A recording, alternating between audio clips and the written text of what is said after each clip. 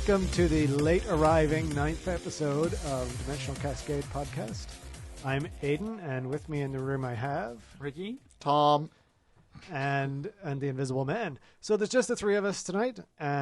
We are have to apologize for running so late. A combination of family life and work life across the group has led us to not be able to podcast, but hopefully real life happened. it does. Warhammer got postponed. Hopefully, regular programming shall resume. So, we have a few interesting things going on this evening. We are starting the heavyweight contenders for the pit. So we've got Durthu from the new Wood Elf book, and Golgfag Maneater from the Ogre Kingdoms book. you almost did it without giggling. Yeah, I know. Yeah, I know. And I didn't do a Sigvald voice either. A lot of man-eating jokes around here recently. So many. Okay, so we'll rip through our news and rumors, and there may or may not be a rant in there again. Who knows? We've got a little bit to talk about on Tournament Zone. I think we're going to hear about the first scenario for Sparkle Party 4 from Ricky. Correct. And then for Art of War tonight, we're going to cover the MSU strategy, which is multiple small units. And then finally for our hobby horse, we're going to be talking about bases. Okay, so let's run right into it and get started with the pit. The pit. The pit. The pit. So, okay, here we are at the pit. I'm going to be rolling for Durthu, yeah! And Tom is going to be rolling for Golgfag. But before we get into Golgfag, let's read a little bit of their fluff. So I do not think that I can do any kind of Durthu voice in all seriousness, guys. I'm not tall and woody enough. Need more fiber in your diet. That's what it is. Okay, but I will read a little bit about him. So Durthu is an elder of Athelloren, a tree man so ancient that even Ariel's millennia-long existence pales in comparison. Durthu's benevolence is gone, replaced by an abiding madness. No longer is he a healer and teacher. He has taken up a sword forged specially for him by Daith and become solely a destroyer. He makes no distinction between the lost, the innocent, and the wicked. All who tread Durthu's beloved glades without leave are doomed if the elder happens upon them. That means you, Golgfag. Durthu. Yeah. Durthu. All right, so that's Durthu. I will quickly go through his rules. So he is a monster. He is weapon skill 7, ballistic skill 7, strength, toughness, and wounds 6, and 6 attacks, leadership 10. He's a level 1 wizard, using spells from Lore of Beasts. Golgfag is cowering in the corner right now. As he should be. So he has the Wood Elf special rule Blessings of the Ancients, which gives him +1 to cast in a forest. That's not going to happen in the pit, unfortunately. He's flammable, which could be bad. He's a forest spirit, which gives him a 6-up ward and immune to psych. He has frenzy and hatred, so he'll be getting some nice rerolls with his 7 attacks. Who booked me for this fight? I'm firing my manager. There was a lot of money involved. Yeah. He's a large target, scaly skin 3+, stubborn terror, and a tree whack special attack. I'm not sure I'm going to be using that. And he Just do it finally once. he has a If he's down to 1, we'll Yeah, just tree whack him. tree whack him to death. Yeah, beach It's slap. 50-50 chance of killing him. No, I don't think so. Power game. Huh? Oh, I know. I'm going to kill you on the first turn, man. I would have thought. Lamentation of Despairs, which is a 12-inch range, strength 2, multiple shots killing below, multiple shots 2d6 actually, shooting attack. Okay, so that's Durthu. Woo. All right, hand me Golgfag. What am I reading about Golgfag? Just read the first paragraph is pretty good. Okay. Oh no, that's Mornfang Cavalry. Where did you go, Golgfag? There we go. Comrade Golgfag. Golgfag, man-eater. Okay. More tales are told about Golgfag than any other ogre alive, and Golgfag himself spins a great many of them. Though he exaggerates with wild abandon, Golgfag is still the most successful of all ogre mercenary captains. He has won countless battles, looted upon the sacred island of Ulthuan, set eyes upon ruinous Skaven blight and survived, guzzled more kegs of Bugman's sixex than most dwarfs have even seen, and been personally decorated by Emperor Karl Franz. Whoa. Okay. So Golgfag's been around a bit. Might have met his match now, though. You think? I think he might have. Yeah. So I think he's a hero level character. He's hero level. Yeah. How many, out of interest, how many points is Durthu? 385. 385 versus 260 for Golgfag. So yeah, good. Should be a kind of smishing. stacked against him. Ha ha ha! About time the Wood Elves had something stacked in their favor.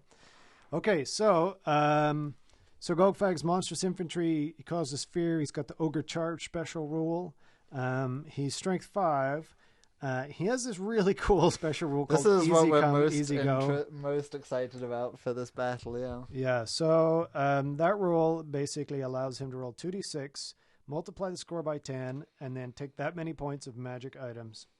So normal restrictions on magic items apply, so that means you can take Rulebook ones and Ogre Kingdom ones. That's pretty cool. And his other special rule only affects man-eater units in the game, so that's not going to apply here tonight.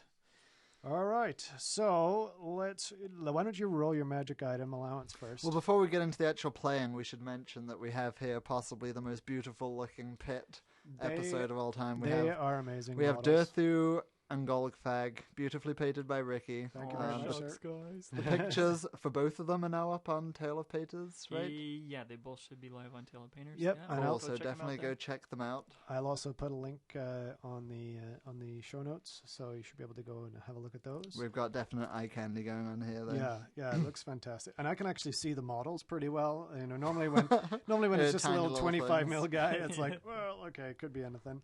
But now it actually feels like a battle, so that's kind of cool. Why don't you go ahead and roll your spell first of Roll all? my spell? Are you Okay. just going to take Wissons? Or? No, if I roll Savage Beast of Horos, I'm keeping it. Are you kidding me? Strength 9. All right. Yeah. He All right, rolls. I rolls a 2. That 2. is. You got a Pan's Impenetrable Pelt. Yeah, I Very don't care. good stuff. I'm going to take Wisson's Well for him. All right. All right. Yeah. Wild form it is, and then see how many. How much All right. gold How you much get. pointage do I get? Come on. 7 average, 70? so 70 points of items. All right. So I think I gotta take a Forp Ward, which is 45 points, leaving me Alright. with 25. Should I take the Ruby Ring? Ruby ring it Just is. do it. You got it. No, the Potion of Strength might do You think that's gonna better for me. Whatever you think. Without a Potion of, I mean, a Ruby Ring would be fun, but I can't. I'm not really Okay. gonna hurt him. Power So I'll take game it then. I'll take the Potion of Strength, and that leaves me 5 points left. Any ideas? Anything fun, guys? For 5 points, you got nothing. There's let me see. I've already taken an enchanted item. That does nothing really. I can Not take. really anything at 5 points. What you should maybe do instead is just upgrade yourself to the Armor of Destiny. It's not going to make any difference against your If shooting my attack. shooting attack? All right, so Yeah. we'll take the Armor of Destiny, giving me a 5 up armor save total. Yeah. Potion of Strength. Yeah. Okay, we'll do that. All right. I want to take the Potion of Strength because the model actually has a little potion hanging from And his it gives belt. you a 4 so- board too, right? Yeah, I got a 4 yeah. board, 5 up Okay. armor. All right, we're in it to win it. All right, let's go. Let's see who gets that's first really turn. smart because I didn't even think about giving him a ward save. I was like, The Yeah. fun stuff. I Let's would give him a giant blade. We should Yeah. mention that if I rolled a 10 up, we were going to give him the wizarding hat. wizarding hat. Yeah, and that just would have been cool. hope for Lore of Fire and just fireball. Or Lore of him. Metal. You know, Yeah, Lore of Searing Doom. Metal. Ooh, yeah. yeah. Anyway, Okay, so let's see. Roll up. See who gets first turn. first turn. Can I get some dice closer to me? Oh, I only get a 2. Thank you. All right. There's Yeah, that's about as many dice as I'm going to need. I only get a 1, so All right. Golfag gets first turn. Yes. What's the range on a pistol? 12 inches? I believe so. Yeah. But if I'm 12 inches away, then you'll Oh, you move. need the- Oh, you need the Ogre book. Pistol? Doesn't a Ogre Pistol have a 24-inch range? Oh, let's look it up here. Here, I'll hand it. That would be I'll hand it delicious. to Tom. I'll let him look it up because that Yep. sounds like work. Yeah. Oh, man. Yeah, you've already put in the hard work, man. He's done all the painting. This is the kind of thing we need to look up before we go live. Well, we should have just. No, it's all good. Hopefully we're- Ogre pit. Ah, yeah, 24 inches. Yeah, that's what I thought. Strength 4, armor piercing. All right. The hair. Yeah, you're 24-inch range. If you want to drag out the shooting. Well, I aspect of the want game. to. I just. What's your move? 6, 7? Six. Move 5, I think. For a big old tree like you? Well, unless he's got a special move, all the other trees are move 5. Yep, All right. move 5.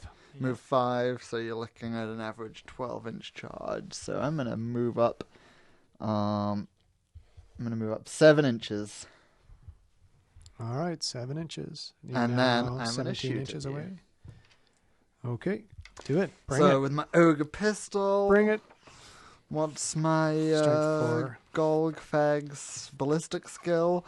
I've got a 4, and I moved. I'm at long range, so I'm on a 5 up. All right, Damn it! misses on a 3. All right, Well, now over would to you you. have been able to shoot if you marched? I didn't. Oh, I moved 7 inches. Yeah. So no, I couldn't shoot. Well, you missed anyways. I missed. So, anyways, so it so doesn't there you matter. go. Do you want to be back to 6 then, or do you want to say you didn't shoot? Which is it? We'll move me back to 6, All right, there and we'll we say go. that I shot. Okay. All right, at which point I'm not going to try and charge because I'm 18 away. I don't think so. I'll just move up. Let's see. I will move up. What's your move? Your move is 6. Yeah, and I can get that sweet ogre charge if I make a Mm-hmm, long charge. So let's move me to 20. Why not? No, hang on. That'd be only 14 away. Move me right up to 18. There. Okay, so now I'm 12 inches away. So I'm going to use my shooting attack. All right. Okay. So let me. Oh, first off, magic phase. Why not? When's a magic? 5. 5. Tom's got 4. Tom's got 4. I'm going to throw. Can you channel? Yeah, you can channel, channel. right? Oh, I can channel, yeah. I do not channel. Boo. I'll throw. let's Dimensional see. Cascade. That would be perfect. That would be absolutely perfect. Oh, well, we already determined Let's see, strength any 5. caster that dimensionally cascades in the pit Automatically wins. That's true. All right. All right. In that case, Do it. 5 dice on Wissen's wild form. Very close. Oh, Yeah. that's a really good roll. Okay. I need a double 6. I got an pretty much 18 to, on to those see 5 that away. dice. And I don't. So, Alright. So he's I'm got his strength Wissen's and wild form. toughness 7. 19. Got a 19 on that. Yep. Nice. Okay. So my shooting attack then. Multiple shots, 2d6. I get 6. And I'm ballistic skill 7 at long range, and I moved, so I'm still hitting you on 2s. No, 3s because of multi-shot. Oh, that's a pretty weak roll. Only 3 hits. And 6s. With the wind. One, One? and One a so spinner, far. Alright. and a spinner, and a spinner, and it stops. Just the one. Okay, so I got my 5 up armor. Nope. And my 4 up ward. That is no good. Alright. Golgfag is down to 3 already. Yeah. What? From the Lamentation of What? Despair. Strength 2 hit. All right, Ogre Boy. Bring it.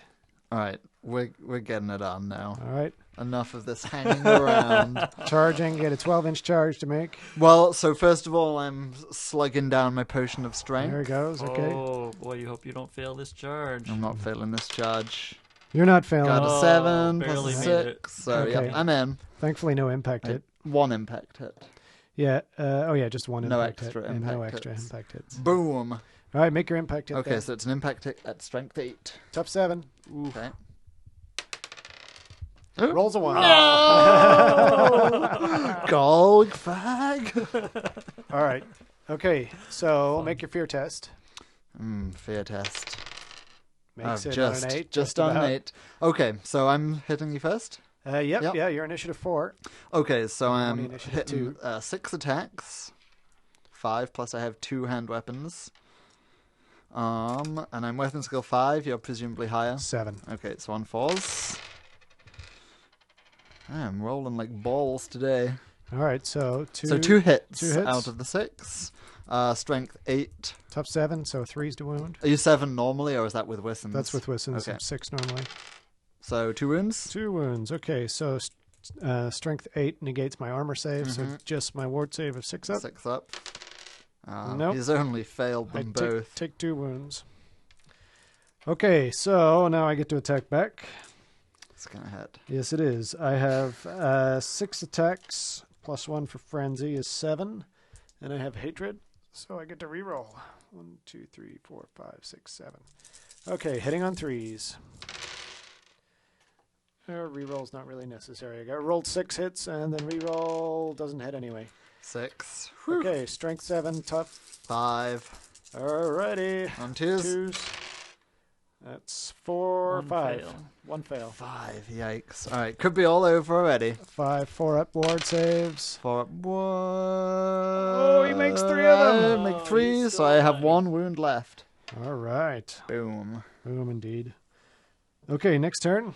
What was hang the on. score on that round? think We you- both did it's a 2 and I tie. charged, Yeah. so I win. No, I did. You Did I only do 2? did 2. Oh, because I did the other one in Because you shooting. did the other one with shooting, Yep. and I charged, That's so I okay. win. I'm stubborn. So you're not frenzy anymore. Oh, Are good you point. stubborn? Yeah, What leadership? 10. Oh, you're running, my friend. Not on 3. On I'm 3, he's yeah. not running. Okay. Keep tripping. All right, boyo. Potion of Strength only lasts one, turn. round, not one player turn, not one full turn, right? Yeah. Correct. Okay. Okay, so Bottom of turn 2. Winds of Magic. Winds of Magic. 6. All right. 6 dice something. 6 dice in this. Channel. I don't need to. Can't throw any more than Oh, 6 at it There anyway. you go. True. Whistles goes off on a 14, 16, 17, 18, 19 again. Oh, Tom throws his dice everywhere. How did they even throw that way? But it doesn't. It doesn't work. If you'd rolled a 6 on that last dice, you could have. It was not. Oh, it was not a 6. No. Okay. All right, so It was a I'm failure. strength 7 again. Okay, you get to attack first. I'm attacking first at strength 5 this time. Yep, Okay. that's much more manageable. Okay, 6 attacks. So 4 hits. 4 hits. And wounding on 6s this time, right? Strength. Strength 5 5, on tough your 7, T7. Oh, Ooh, 2! 2 2, wounds. yeah. Good Okay, job. so strength 5. So, So 3 up, Scaly Skin goes to a 5 up. 5 up, 6 up. There's one of them saved, and then a 6 up ward for the last one. Nope. Okay, down to Got him 3 down. wounds. Got him down to half strength. All right, Pretty pleased with that. and here comes the smush. 3, 6. Well, he's down to 1, so you gotta beach slap him now. Yeah. Beach slap. No way. He's got initiative 4. I'm not going to use the tree whack on something with initiative 4. Do it. No way. I'm just going to Do slap him to it. death. Oh. Sorry. Okay, what do we got? Is that a Yeah, hit? that's a hit. It's a 6. All right, so we got 4 hits and 3 wounds. Oh, I'm making 3 saves. You think so? No prob. Let's do it, Golgfag. No! I made 2 of them. All right. Golgfag's done. Smushed. Well, you got him 50% down. I got him 50% down. Yeah, you know what's Potion of interesting strength is pretty is good. you can't actually give him the man-eater special rolls. Yeah. Because poison would have been quite nice. Poison would have been for nice. him. But you also whiffed on that first turn with your potion, Yeah, I did. Yeah. which I think otherwise you might have actually won this. Yeah, the potion was a good choice, I That think. was a really good choice. I think, yeah. It helped that I had Wissons because, then it wasn't just 2 up the wound, it was a 3 Sure. up. Yeah. Taking that armor and then the potion, I think that was a really good combo. Yeah. Yeah. Good pit match. All right, Way so to go, Durthu. Dirthu's opponent in the next pit is... Cetra the Imperishable. Oh, yeah. Nice. You know, All you say right. the Cetra the Imperishable, but all I hear is Mumra the Ever-Living. I don't know anything about Cetra. Is he actually a match? Is it going to be a... He's in a chariot, Yeah. and, It's and he's got actually- flaming attacks. Oh, Yeah. okay. Then It's going to be a real tough match for Durthu. Yeah, yeah. It's going to be a fine line as to who wins that Is Cetra also a magician at all? one. No, Okay. no, but No, I don't think so. Yeah. he's just going to carve up Durthu. So Yeah. Does he have heroic killing blow or anything? Because I know a lot of think he Tomb might. King stuff does have heroic I killing actually blow. think he might. If I Oh, we'll wait and see. We'll wait and see. Yeah. we'll that go was- through his rules later. Yeah. All right. Cool. So that was the pit. Let's mosey on. Hail champion Durthu. Yeah. Woo. News and rumors. So, of course, the biggest news from Games Workshop has been the release of 7th edition 40K. About time. Yeah, I was. They didn't have a new edition recently. Yeah. Was Like, it under a stunned year? silence for a Yeah. moment there. I think it was 2 years ago that they released the 6th edition. Yeah, it doesn't feel like it. does it? I have zero Yeah. interest in 40K, although I do like the background. But the really interesting part is, well, how likely does that make 9th edition? And what was interesting to me is, so they've done the 7th edition stuff. Actually, let's talk about 9th edition, and I'll talk about some other bits and bobs related to that. Okay. So I've seen some rumors from the same people who predicted that 7th edition was coming now, or whenever it came out, like last month, that 9th edition is going to come in the summertime. Okay. So In the summertime, as in now? as in Before, like, September? before September, like late August, early Whoa. September. So Bretonians are allegedly coming in July. Mm-hmm. That's what I've heard, too. Which will be awesome. We'll talk about that in a sec. But then 9th edition, after another release of 40K stuff after the Bretonians, then 9th edition.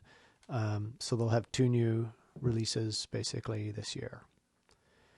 So it's interesting because 8th edition came out, like about 4 years ago? 2010, wasn't it? Yes. Yeah, so 4 years. And had a lot of rage quitters.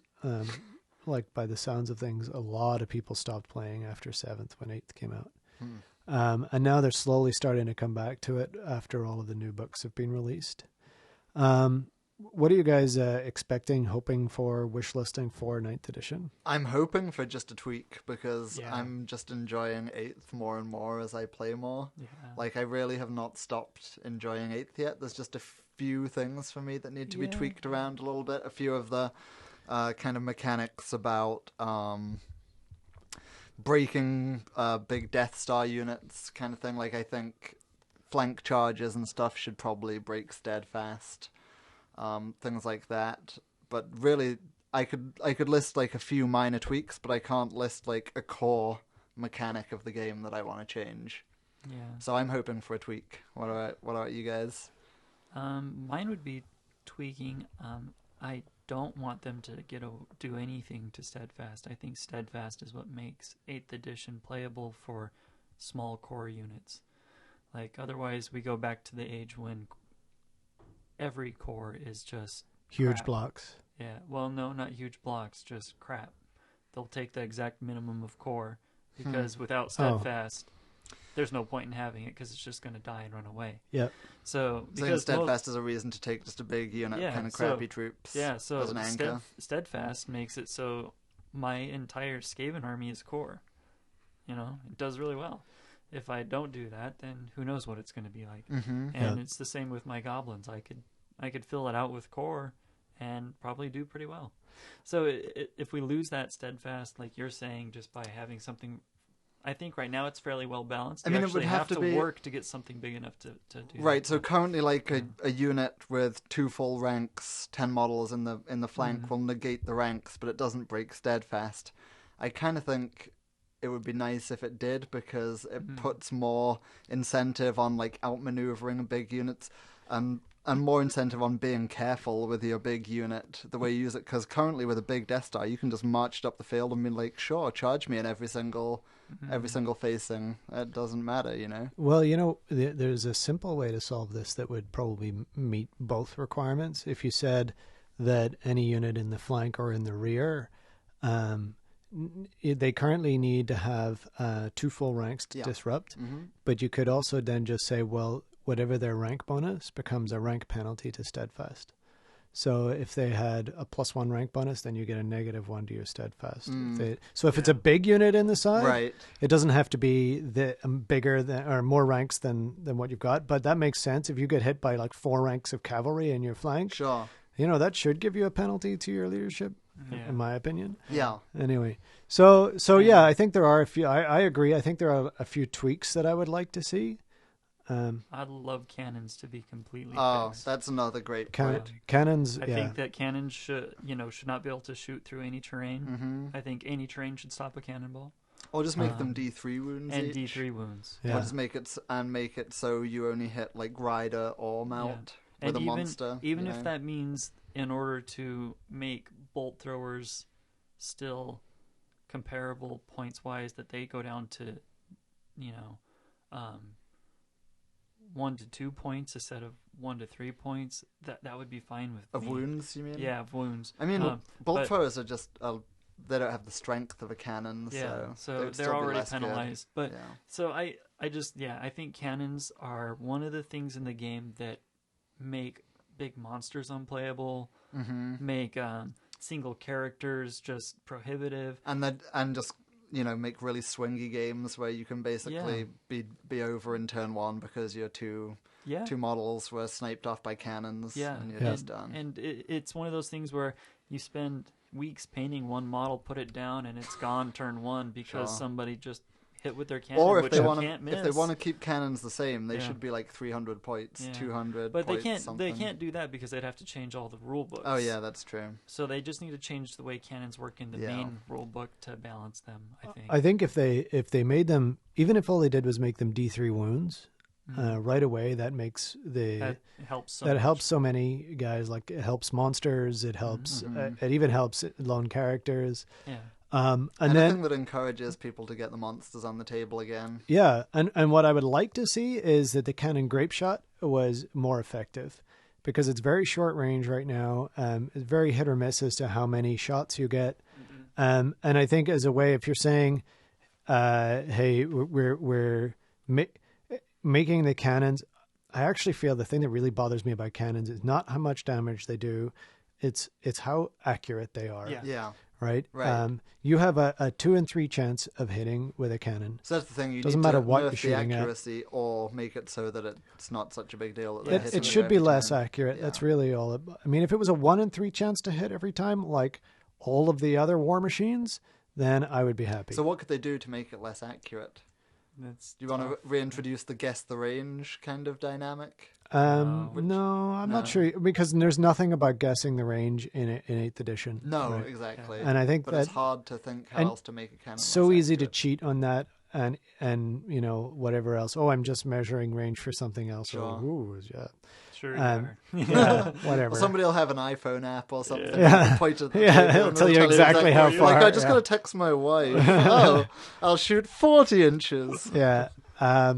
No, I think actually what I would probably want to see is if you rolled, maybe you could just make it so that you have to roll 2 artillery dice in your first stop. And if either one of those is a misfire, then the cannon misfires. There's no bounce. Or not even have it.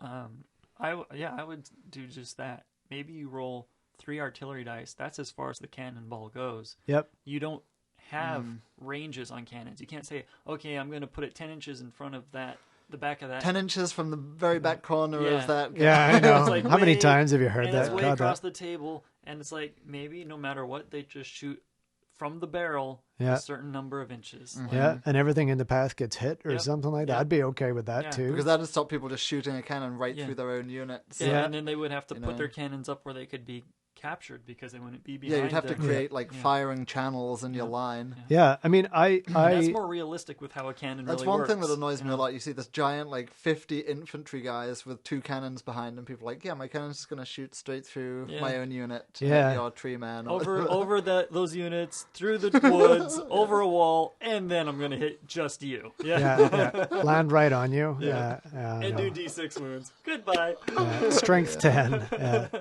Yeah, so I think, actually, I'm thinking that's the way to do it, is just make them do damage just more random. from the point they leave the barrel all the Sure. way through. Yep. You can't shoot it if it hits your own troops, and you roll 2 artillery dice. So you can Yeah. go 20 inches with a cannon. Yeah, I don't really care about how much damage it does if it's harder to hit, because cannon, even at their height, cannon were not as accurate as they're represented in the. No, they're laser the guns book. in this Yeah, game. yeah. Yeah. Yeah, actually. They are. I mean, Yeah. I don't even think there's cannons this accurate in our modern military right Yeah. now. We have smart missiles to do this kind Yeah. of stuff that they do. Yeah. Yeah, I guess it's not something that people can turn around and point at something and shoot. And shoot just- through two stands of trees and over a wall and still hit Yeah, hit something. an exact You would point. have Yeah. to shoot a smart missile that goes up and over the trees and Yeah, then comes down come and does down. the same thing. If we Yeah. have any military people watching, I'm sure they'll correct us about Yeah. how accurate their machinery is. But Yeah. So yeah, I agree on that one. But we're talking pretty specific stuff. There's here. very small things Yeah. like if you think about how the One movement thing phase that would works. change the whole game. Yeah. That's one small thing that changes. It would the change whole, like army because all of composition a a lot. sudden Dirthu would show up on the table every now and Yeah. then. Yeah, he would because he wouldn't be one shot off. Yeah. Right. Your Carnosaurs would show up Oh, on the yeah. table again. Right. It would become Well, that's become the a thing. fantasy game. They've got to again. get rid of that. They've got to get rid of that rider and mount then. Yeah. Which is kind of silly both, because yeah. I mean, there's no ridden monsters ever, and that's like such an iconic kind of Yeah. part Yeah. of Warhammer. You know, people flying around on dragons. Yeah, I know. And nowadays, pretty much if you post any list onto a site to say, give me feedback on this, and you've got a single character riding a monster, everyone will point out how suboptimal a choice that is, Yeah. right? When it really shouldn't be. Yeah. It's like, my dude's riding around on a freaking dragon. He's just going to wreck you, And he's gone turn one. Yeah, gone turn one. Take him off. I think the other thing that might be nice to change would be fear, and I think fear should be a combat resolution modifier instead of a weapon skill modifier. So Interesting. if you have fear, it's -1 to your You got combat res. Okay. So the opponent automatically takes -1 if they have fear. If you're immune to psych, doesn't affect you, right? Interesting. And same with terror. It'd be That's -2, Yeah. and maybe terror still causes the panic check. Yeah. I kind of like the image of the Because- weapon skill thing. You know, people are there like shaking so hard they can't hit crap with their It's true. I like that too. sword. It would be It nice. could go either way. But The problem is that so many people can get leadership 9 Yeah. or leadership 10 Rerollable. rerollable. Even stuff that's on the flanks can very easily be high leadership. Yeah. And so because there's no penalty, there's very rarely any leadership penalty.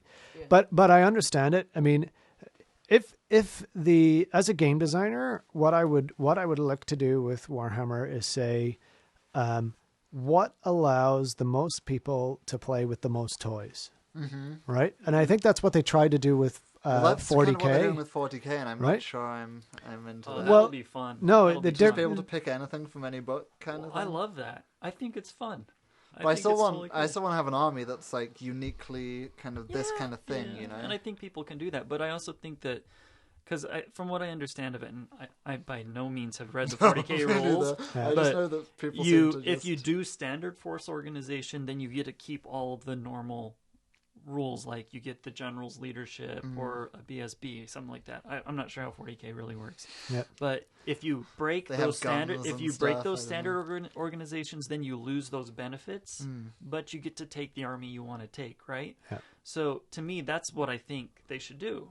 If people want to play an all monstrous cav army, who's to say that they can't? Yeah. Who's to say some wackadoo in his castle isn't sitting around breeding monstrous cavalry and decides to go out and play with them someday? or a hugely mercenary, army or whatever else. I love that idea. It sounds kind of pretty open to power gaming. Well, I mean, no worse than the game currently is. Do you really. think? I mean, having the built-in restrictions on your army kind of... But it internal It balances stops really you from fast. picking one unit that's incredibly awesome and just maximizing... Well, no, the number right of now, I times you mean, take it. the way that I look at it is it's already in the rules that you can do this. It's just that every tournament says no allies, right? If you read the allies rules, you could absolutely do this anyway. It's just that every tournament says no allies. So, there's nothing to stop people from doing this other than what their local meta wants to play. Which is why that actually wasn't where I was going with the try to get as many because right now, like even if you assume that you have to play a single army, and I do happen to agree with you. I like the idea of people being able to take whatever fun stuff they want. There are, and Aaron is a great one to tell you this at great length. There are many units that just don't see play in certain armies. Even in fluffy armies half the time because you so rarely get to actually use them on the battlefield. Yeah. Right. And most of them are monstrous. Mm-hmm. And it's like, well, how do you have a beautiful centerpiece to your army if your monster can't survive? Right. Right. Yeah, monsters need to be a little more survivable. True. Yeah, Yep. I think. No. Well, that kind of or just do a lot more damage. yeah. Yeah. But as a kind of, so everything we've mentioned is pretty specific changes to the game. So Yeah. consensus, we're hoping for just kind of Yeah. Minor changes. 8.1. Yeah, I would like to just see. Really, if they didn't change any of those things, I wouldn't be that bothered. If all they did was clarify some of the rules Sure. and just did it what good. have you, I would be fine with that. Almost just reincorporate. But who knows? the They could FAQs change a and be lot and really just knock it out the park, and it could be awesome. So done. Yeah. who's to say? So one of the things that came out in the last week or so, the Games Workshop released is a small edition army book, a small format army book for each of the 40k armies. Yeah, I noticed. And there's like a like box the- set that like have the them little all in things? there. Yeah, like, a little box set Oh. of about Yeah. 10 of them. I don't think it's all of them, but it's most of them. I think it's All the that new have, ones? All Yeah. that have an eighth, whatever, Or sixth sixth. How much was edition. that?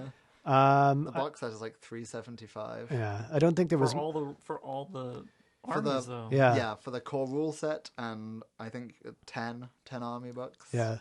That's So pretty cool. it's good if you don't have all the army books and you want them all. Yeah. I mean, I think the nice thing is that small format is much more portable. Obviously, if you're Yeah. not a digital person. Mm-hmm. But what that kind of brings me around to is there was a rumor last year that I believe came from one of the reliable sources on Wars here, which said that there were going to be small number of Warhammer books, Warhammer army books for the 9th edition that were going to have multiple armies in them. Awesome. Oh yeah. So there was going to be like a Like 2 ways to play Empire or something. well, like that. I think it was going to be actually like here's the old world book, and it's got Empire and Bretonnians and Wood Elves in it, right? And it's the same armies, but it's like Compiled, huh? compiled or abridged or made available for. There were various speculations There was a lot about there was speculation that it was going to be all boiled down to 2 books. Yep. With Forces of Order, different- Forces of or- yeah, Destruction, Order and or Destruction. so. Seeing those small format books makes me think. I wonder, were they actually going to do small releases of multiple books, or were we really going to get small books? I don't know. After just I getting this personally- full set of like the hardback books made, I doubt that they're going to change it anything as doesn't drastically. make sense from a business standpoint because they can make a lot more money selling individual books Yeah, than selling one big compilation that can only be so much more money because if otherwise they'd price themselves out of their customers. I think the idea is actually the opposite, where you get like a condensed set of rules for each army, and it's a cheaper price point so that you can get more people into the hobby. So you don't have to fork out $50 for the army book. Instead, you get here's all the armies for $50. Without all the fluff But text, maybe. Huh? without all the fluff, maybe with who knows, it could even be with less of the units for all I know with Games Workshop, right? Yeah. Or who knows. But that one is kind of stuck in my mind as being, it'd be interesting to see what they do with that, because maybe that's why we've got the rumors of Bretonnians next, and then nothing until 9th edition, and there's still Skaven and Beastman books to do. There could be a a book coming out that has multiples of those armies in it. Skaven and Who Beastmen knows? Skaven and merged. Beastmen merged. Ooh, I don't like bestiality. I don't like that at all. Skaven are so. I love the Skaven Yeah, so much because they're so unique. Warhammer. They're Yeah. unique. They're Warhammer. There were like my introduction to the whole gaming world involved Skaven playing Advanced Hero Quest. That was Awesome. It is so, it's a very unique GW thing. Yeah. Not just borrowed from other fantasy. yeah. So they got to keep those guys. If they mess up Skaven, that'll be I very don't think bad. they will mess up Skaven because No. they have so much of that line has got great models for it. Yeah, They can, many. They can. I really think they could only improve it. I Yeah. don't think they could really Yeah. break it because anything they did would. They still have that core of beautiful models and Yeah. Speaking of beautiful models, Bretonnians, So I'm hoping to see some amazing models when they release that army. Yeah. I mean, the army that they have right now is I mean, you're starting to feel the age of it. Oh, for sure. But still, some of those models, especially when they're well painted, Exactly. It's really the paint job that does it for Bretonnian it's a armies. blank Like, canvas yeah. that allows you to go to town. You know, it's fantastic. The pageantry of that Yeah. army. I'm looking forward to seeing new units in that army. They really need them. Yeah. I think something to give them. Obviously they're supposed to be the knight army, although they have, as they often point out, worse knights than the Empire do these days. So hopefully they'll get to the 1-up armor save if that's what they really want, or something that Something makes them different. tougher, something different. 1-up Yeah, cavalry is this. It's old done. hat. Yeah. Just give them something. Well, that's the thing. More fun. I love their Pegasus knights, right? Mhm. Because Losing the 01 restriction on that's going to be awesome if they do that. yeah. Put those into special, and you could just have 3 units of Peg Knights. That'd be awesome. I think points reductions here and there. I think they need to see maybe some peasant heroes.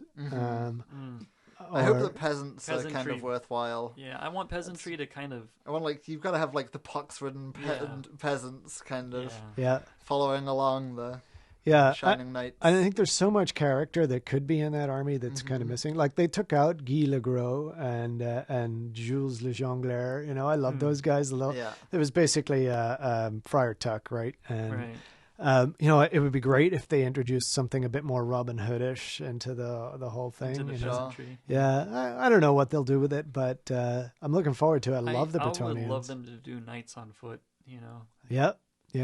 Sure, yes, they like their horses, but I'm sure they can fight on foot too.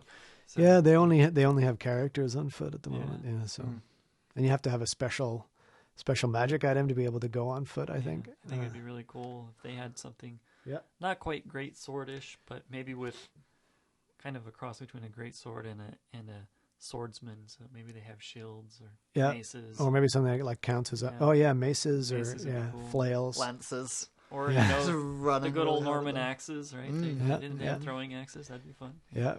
So Yeah. all kinds of cool stuff they could do. Yeah, I'm looking forward to seeing it. Yeah. That's for sure. Yeah. Okay, so the last thing I want to do is just mention a game entirely unrelated to Warhammer or 40K. It's called Space Frontier. This is our friend Aaron. You've heard us talking about him a couple of times. He's started a Kickstarter for Space Frontier, which is a board game that he and his friend have designed. I've played it a few times. It's a really fun game with kind of an empire building. It's like a hex map. It's a hex map that you explore as you go, and you've got a whole pile of different ways to win, either through combat or through trading or diplomacy. Yeah, or capturing resources or whatever else. They've got about 2 weeks left of their Kickstarter. So if you just go onto Kickstarter and search for Space Frontier, it should turn up. It's a great game. It's only $39. They've got a couple of reviews now that were very positive. Yeah. Like kind of big board game Board game people on YouTube and so forth. So you can check those out and see how the game plays. Like I said, it's only $39. So a bit of a shout out for Aaron there. I want to see him take the same mechanic and skin it into a fantasy game. Yeah. I think it would work. Fantasy Frontier. Yeah. Yeah. There you go. Yeah, it could work really well.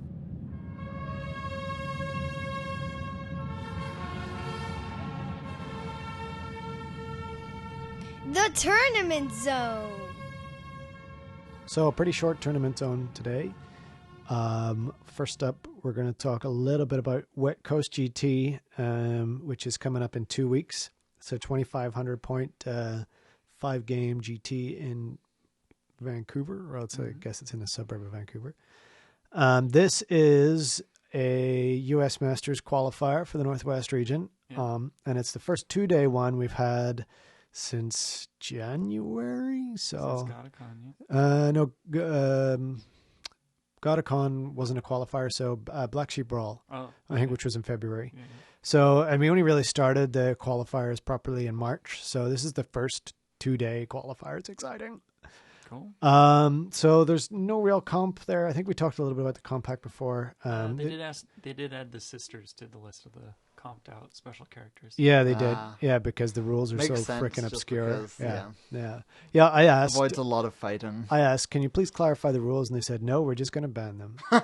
Yeah. So I also asked Matt Ward about those, by the way. I sent an email to the GWFAQ, and then I emailed Matt Ward.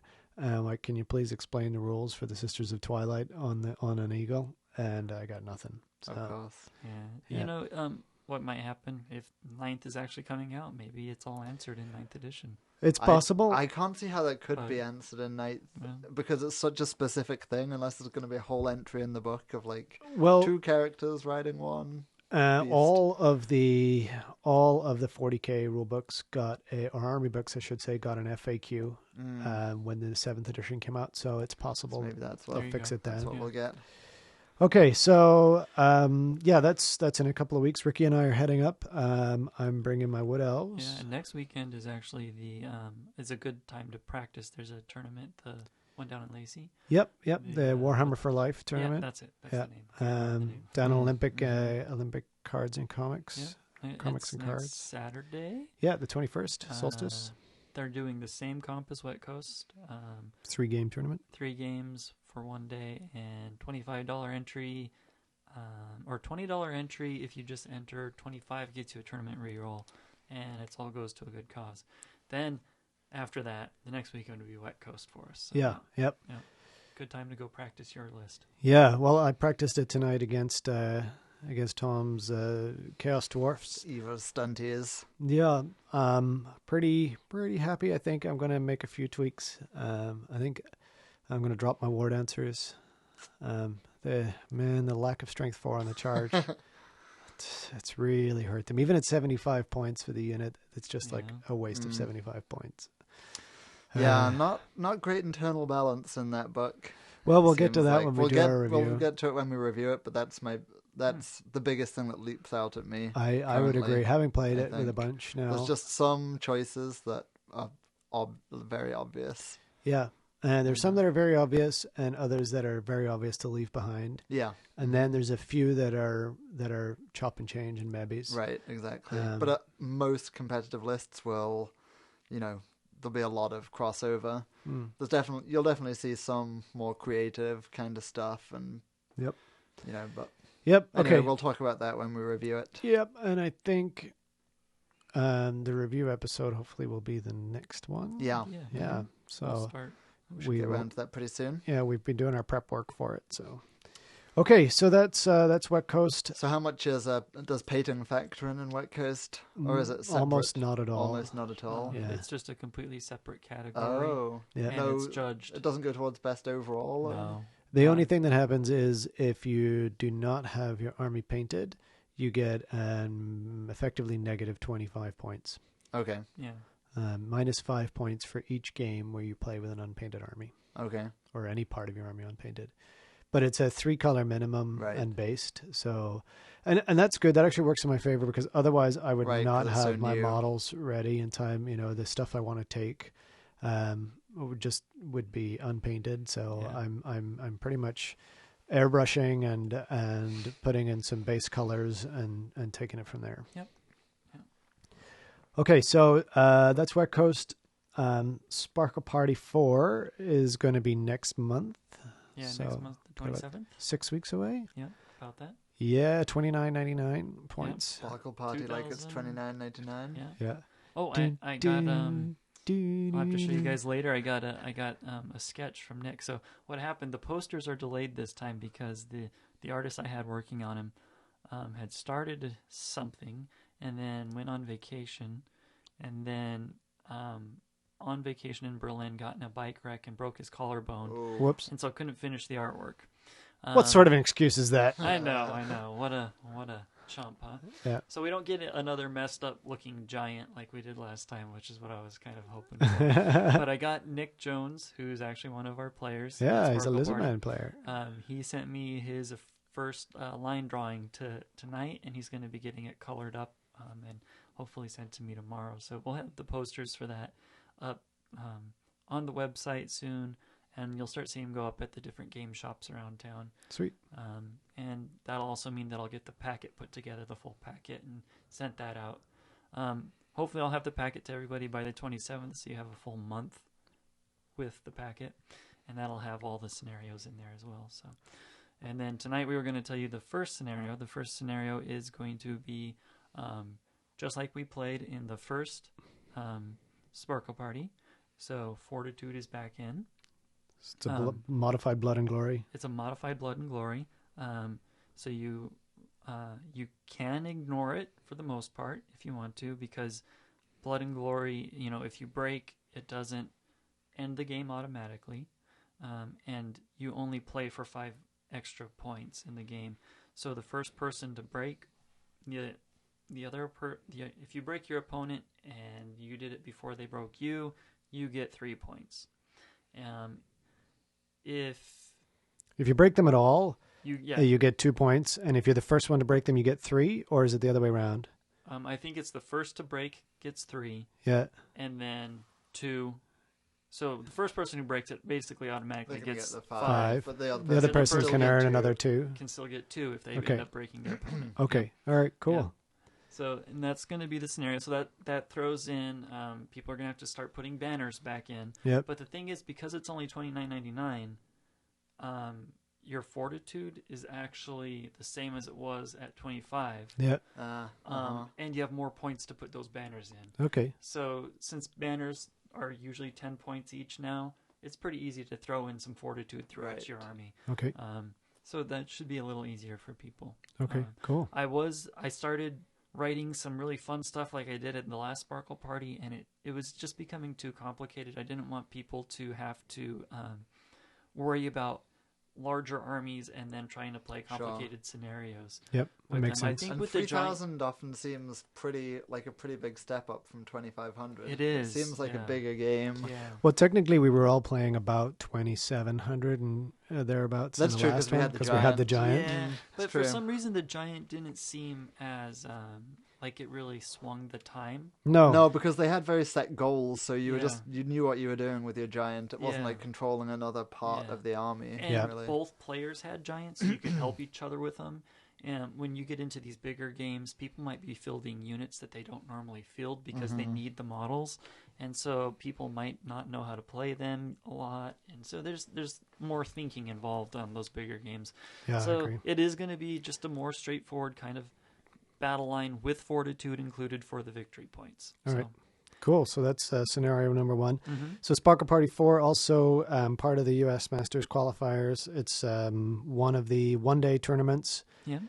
So just a reminder for anyone hoping to qualify into the Northwest, you have to have at least one one-day and one two-day event, and we take your best score from those using our formula. Which is basically says the higher ranked up you finish, the higher the number of points you're going to get.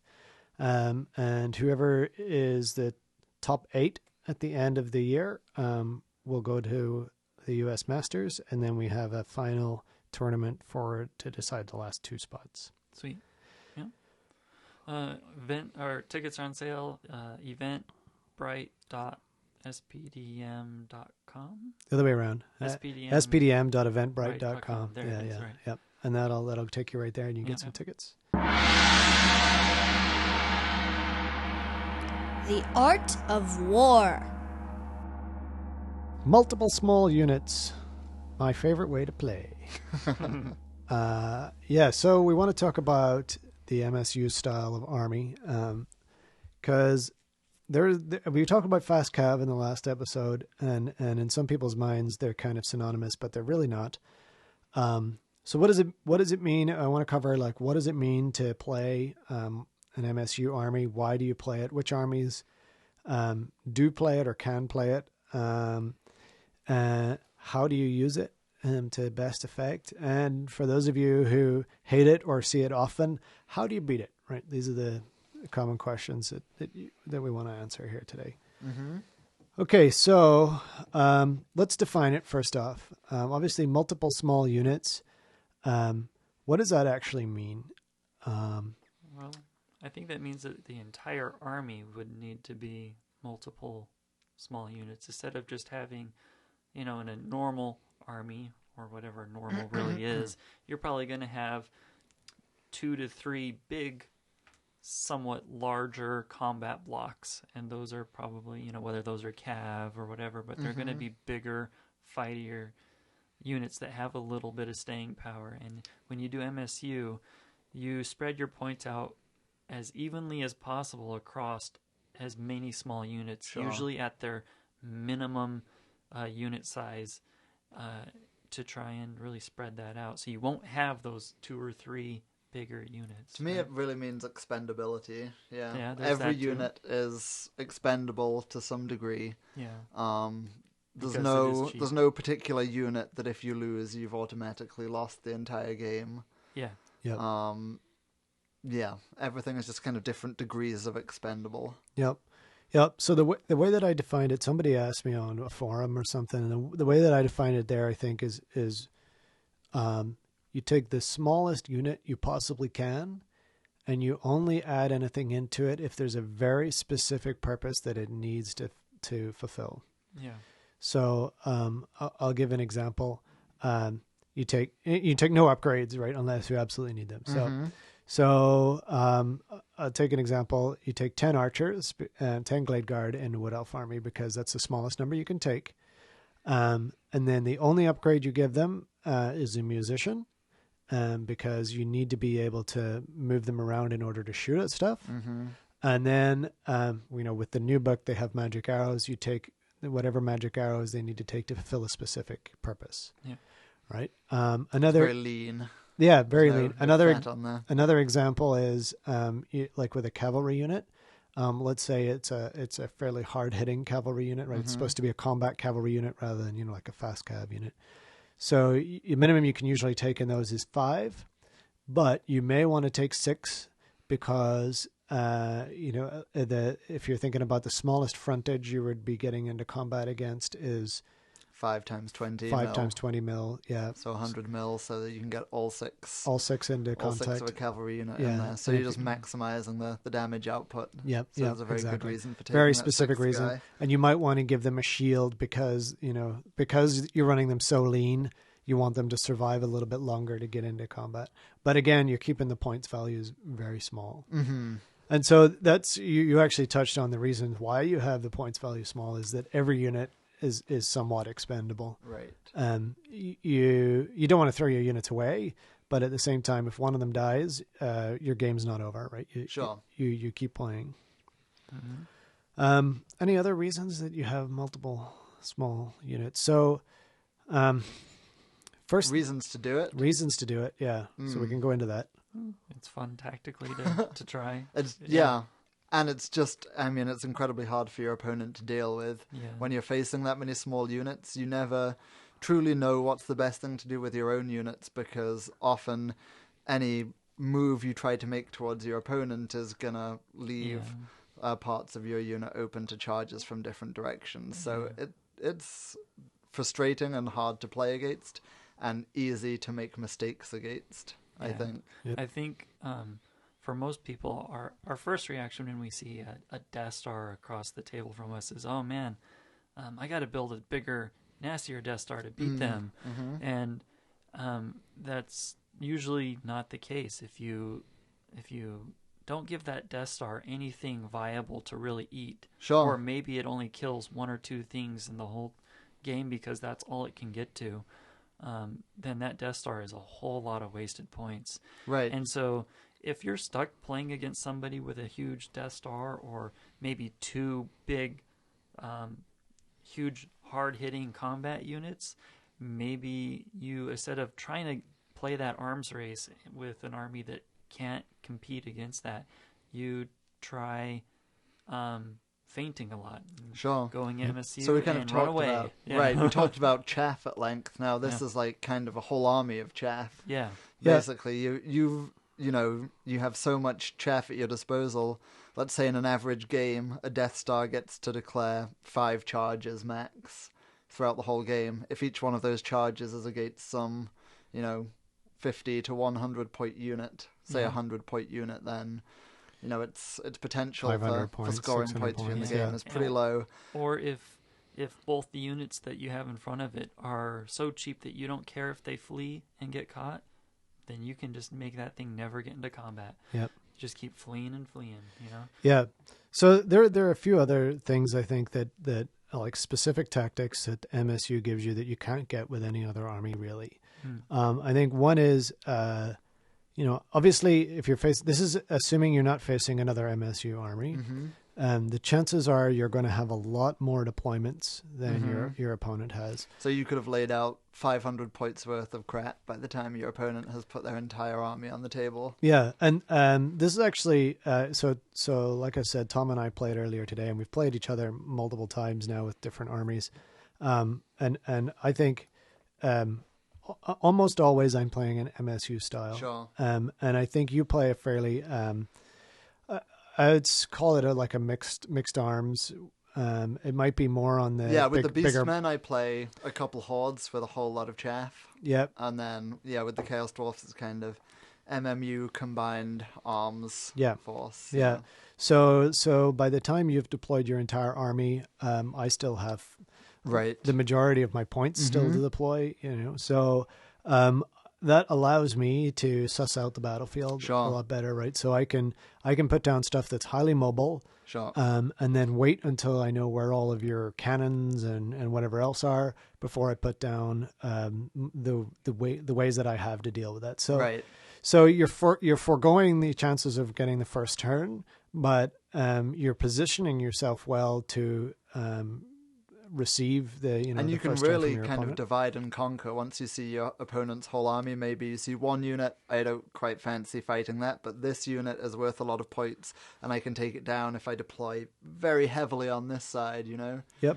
You might have a bunch of crap facing one of your opponent's units and all of your hard-hitting stuff able to crush one flank of your opponent's army. Yeah, absolutely. So that definitely gives you, that's kind of deployment phase. The deployment is probably the hardest part of playing the MSU army, in my opinion. You don't want to block yourself up and things like that with so many units. You start to end up with it is tough. Yeah. It is very tricky, and even just getting all the little buggers on their movement trays, and when you've got big blocks of 50 guys, you can just plunk it down. So I think, as you were saying, it is a frustrating army to play against if you're not. It's just very easy to make mistakes against. Do you have playing an army like that? Well, it depends, of course, whose hands it in. An MSU army in the hands of a good player with a lot of experience playing that is probably one of the hardest things to play against, because any mistake is going to be punished very harshly because they're going to have so much maneuverability advantage over you, So let's actually go into what some examples might be. So let's assume that the army, there's obviously the armies that we associate with MSU tend to be the more mobile armies like elves, but very viably I've seen demons played, and they are not a mobile army, but they're played with MSU. But the sorts of things that the MSU army will punish you for is things like there are so many opportunities within MSU to get multiple charges. Yeah, right? exactly. So you get if your opponent if you're not how do I say this? I'm going to just use you and me, Tom. So when Tom charges something, if he fails to make that charge, or he charged and there was some barrier in the way to that he thought was protecting, and the chances are I've got 2 to 3 other units that are going to make a counter charge next turn. So if he doesn't wipe me out and get that overrun or whatever else. So it becomes I have to make this charge, I have to wipe that unit out and move on. Otherwise my unit is sat there in the middle, and it's going to get hit. Battlefield surrounded by viable units that can charge it. Yeah. Whereas if you contrast that with, a more combat block oriented army, there tends to be, as long as I'm fighting over here, I'm outside their charge range. Right. Often it's just I'll try and charge that unit. If I don't make it, then he can try and charge me, I could, just move something in to redirect that one unit. Yep. But against an MSU, there's too many things to redirect. Yep. Yeah. That's really the killer. If Yeah. you're playing a kind of standard army with blocks plus redirectors, You there lose comes a your point where redirectors, there's just too much stuff to redirect, and your redirectors are getting killed early on by By their fast what- kind of. Yeah, whatever. Actually, by whatever, because Yeah, exactly. If you think about the different phases, let's kind of go through the phases actually and see how the MSU army plays through each phase, right? Obviously, in the movement phase, you have a lot of flexibility, but In the movement phase, if you're playing against an MSU army, go get a cup of tea, sit down, get a Yeah. book out. it's you know. true, especially in the first turn or second turn when all of the Yeah. units are still on the battlefield. Mhm. But the flip side is, like you were talking about earlier, Ricky, you get jammed up. You can get jam jammed up yourself up very easily. especially if you're really following the true movement rules. Yeah. Which, most people are flexible on, but if you're holding yourself to that standard, you're going to find yourself going, I didn't leave an inch there. I did not leave Sure. myself an inch there. Yep. And so you're going to realize, like, I just messed it all up. So it is one of those things that you do have to practice with in the movement phase a lot. I agree. I Yeah. agree. And in fact, I would go one step further in how you compose your army. You generally want to have movement rates and desires to move at different levels. So you want to have your super fast flying stuff. You want to have some of that. You want to have or fast cavalry. Mm-hmm. So that that's your maneuverable stuff that can get out of the way of the stuff that's not as maneuverable. Then your small units that are rank and file. You absolutely got to take musicians because swift reforming and being able to move is an absolute must. Skirmishers. Skirmishers, if you can get them, again they can move and reform and march as much as they want.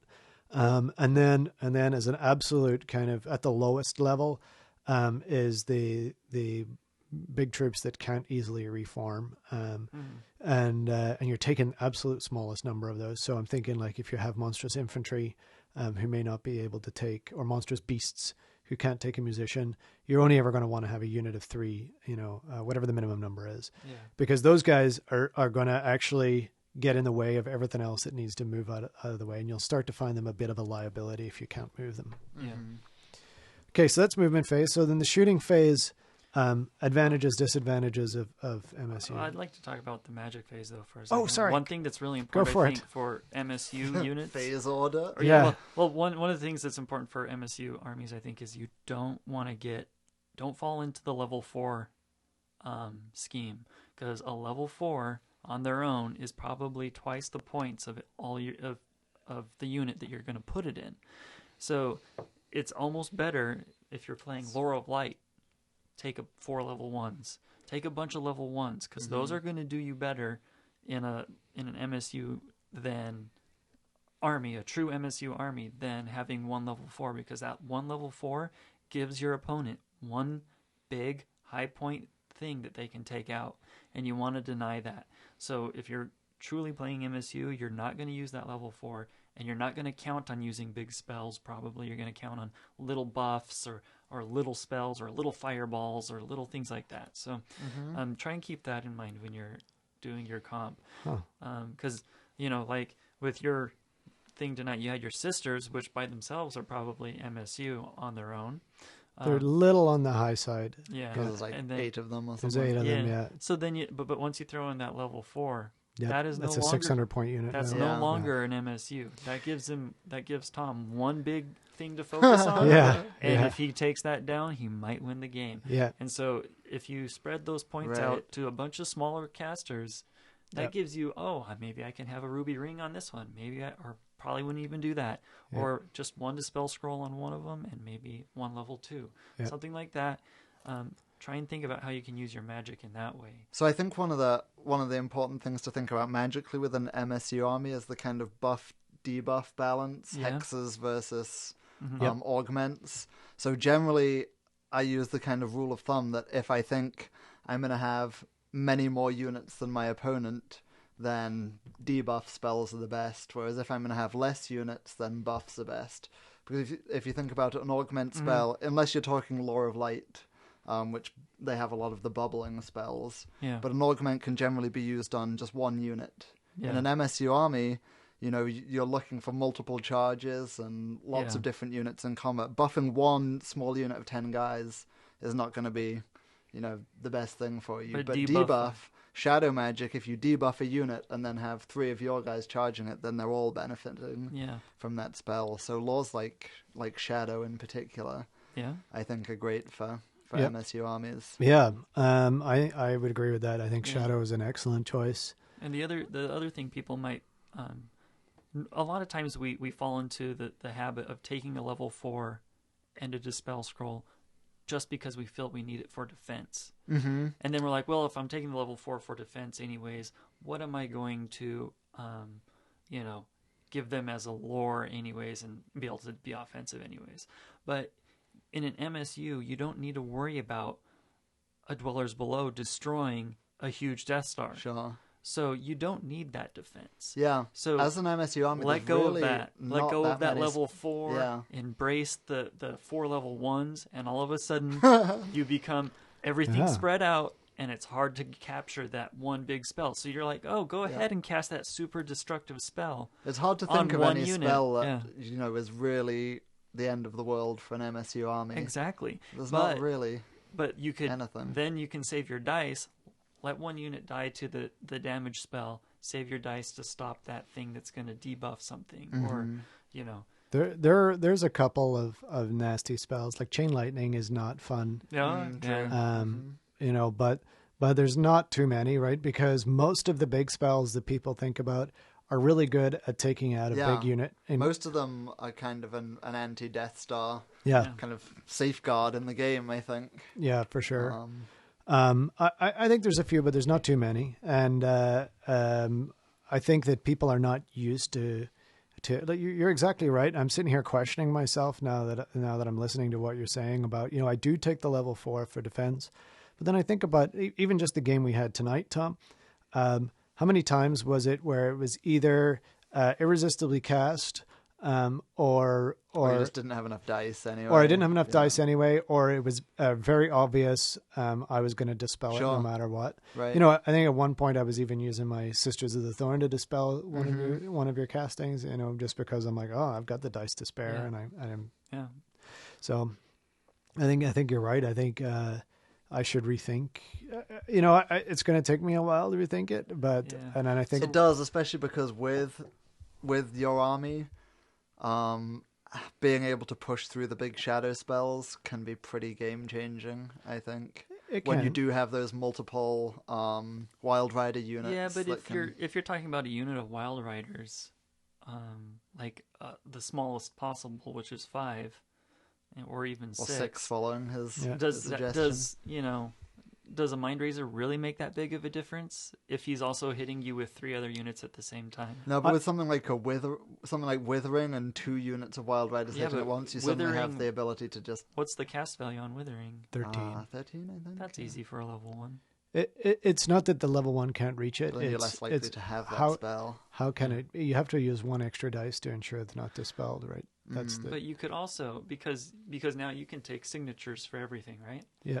Aren't there 3 or 4 debuffs that are good signatures? Like Lore of Heavens, Lore of, so you can actually play into that. You can be like, I know I'm going to want this exact spell. I can plan for having a debuff. I can plan for having whatever. Roll anyways. Yeah. If you don't get the spell that you want, you know something that you can take. So. Well, the really interesting part is I could just take multiple units of Sisters of the Thorn and have Curse of Anra here. It's like, I'll curse you and curse you. Just go zero magic, man.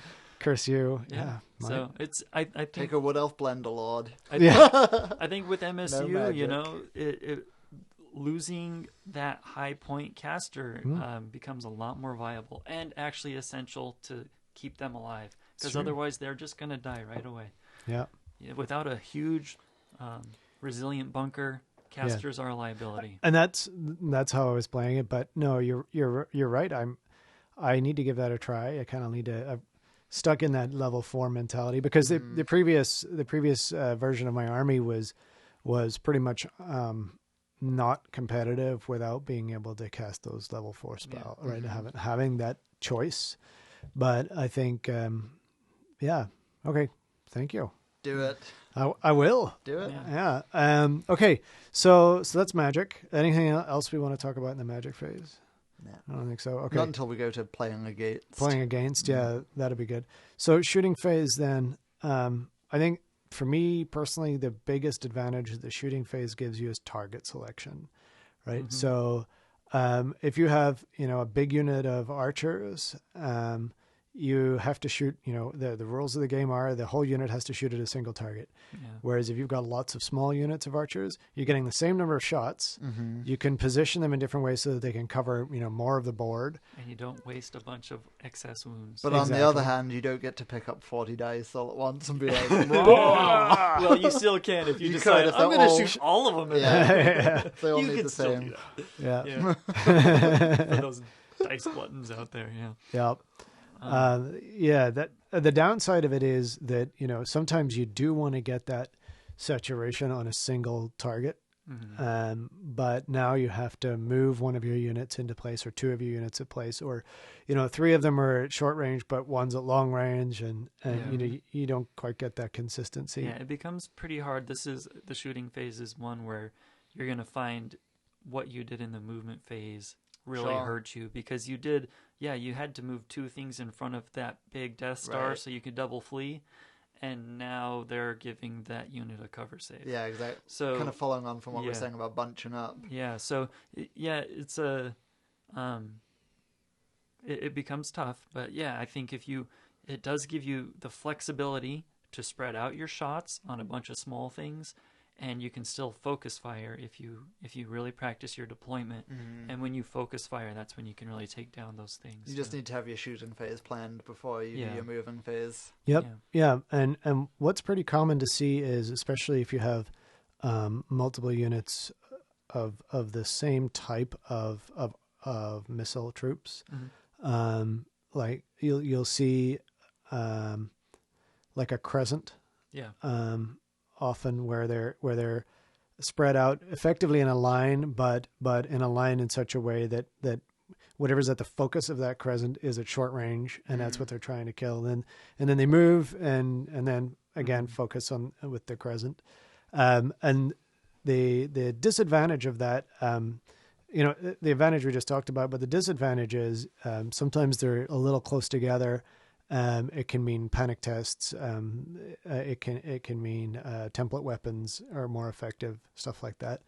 But I think the advantages outweigh the disadvantages. So that brings that point about panic tests brings back to we were talking about which armies can do the MSU Tactica. Yep. On the flip side, the armies that really can't do it, you've got to consider anything that relies heavily on a leadership bubble of a general BSB. Yeah. It really is not going to be played as an MSU army. For sure. And let's just go into that now. We don't have to wait till later. So I would absolutely say that some of the horde armies that are traditionally horde armies, they're horde armies for a reason. Right. You need to be all together. You need to be all together. You need to have all that rank bonus. Like Skaven is the obvious one. Yeah. I think even certainly the Night Goblins is when you don't Orcs take any in general, Beastmen. Now, Night Goblins might be somewhat of an exception because you can do units of 20 of them and throw 3 fanatics in there. But then that technically is upgrading them to the point where they're not really MSU. Yep. So I really wouldn't. Yeah, I guess Yeah. I wouldn't say you could do that with. You could probably do it with orcs. Maybe. I would say I would probably venture to say you could be fairly effective with Savage Orcs MSU. Yeah. Because they're not taking the panic tests. They're immune to the psych. They can do buckets of damage. You can get the Boar Riders for them to be highly mobile. You can take cheap casters with them. Yep. You can only So- upgrade one unit to big uns. Yeah, So you want to make it a big unit.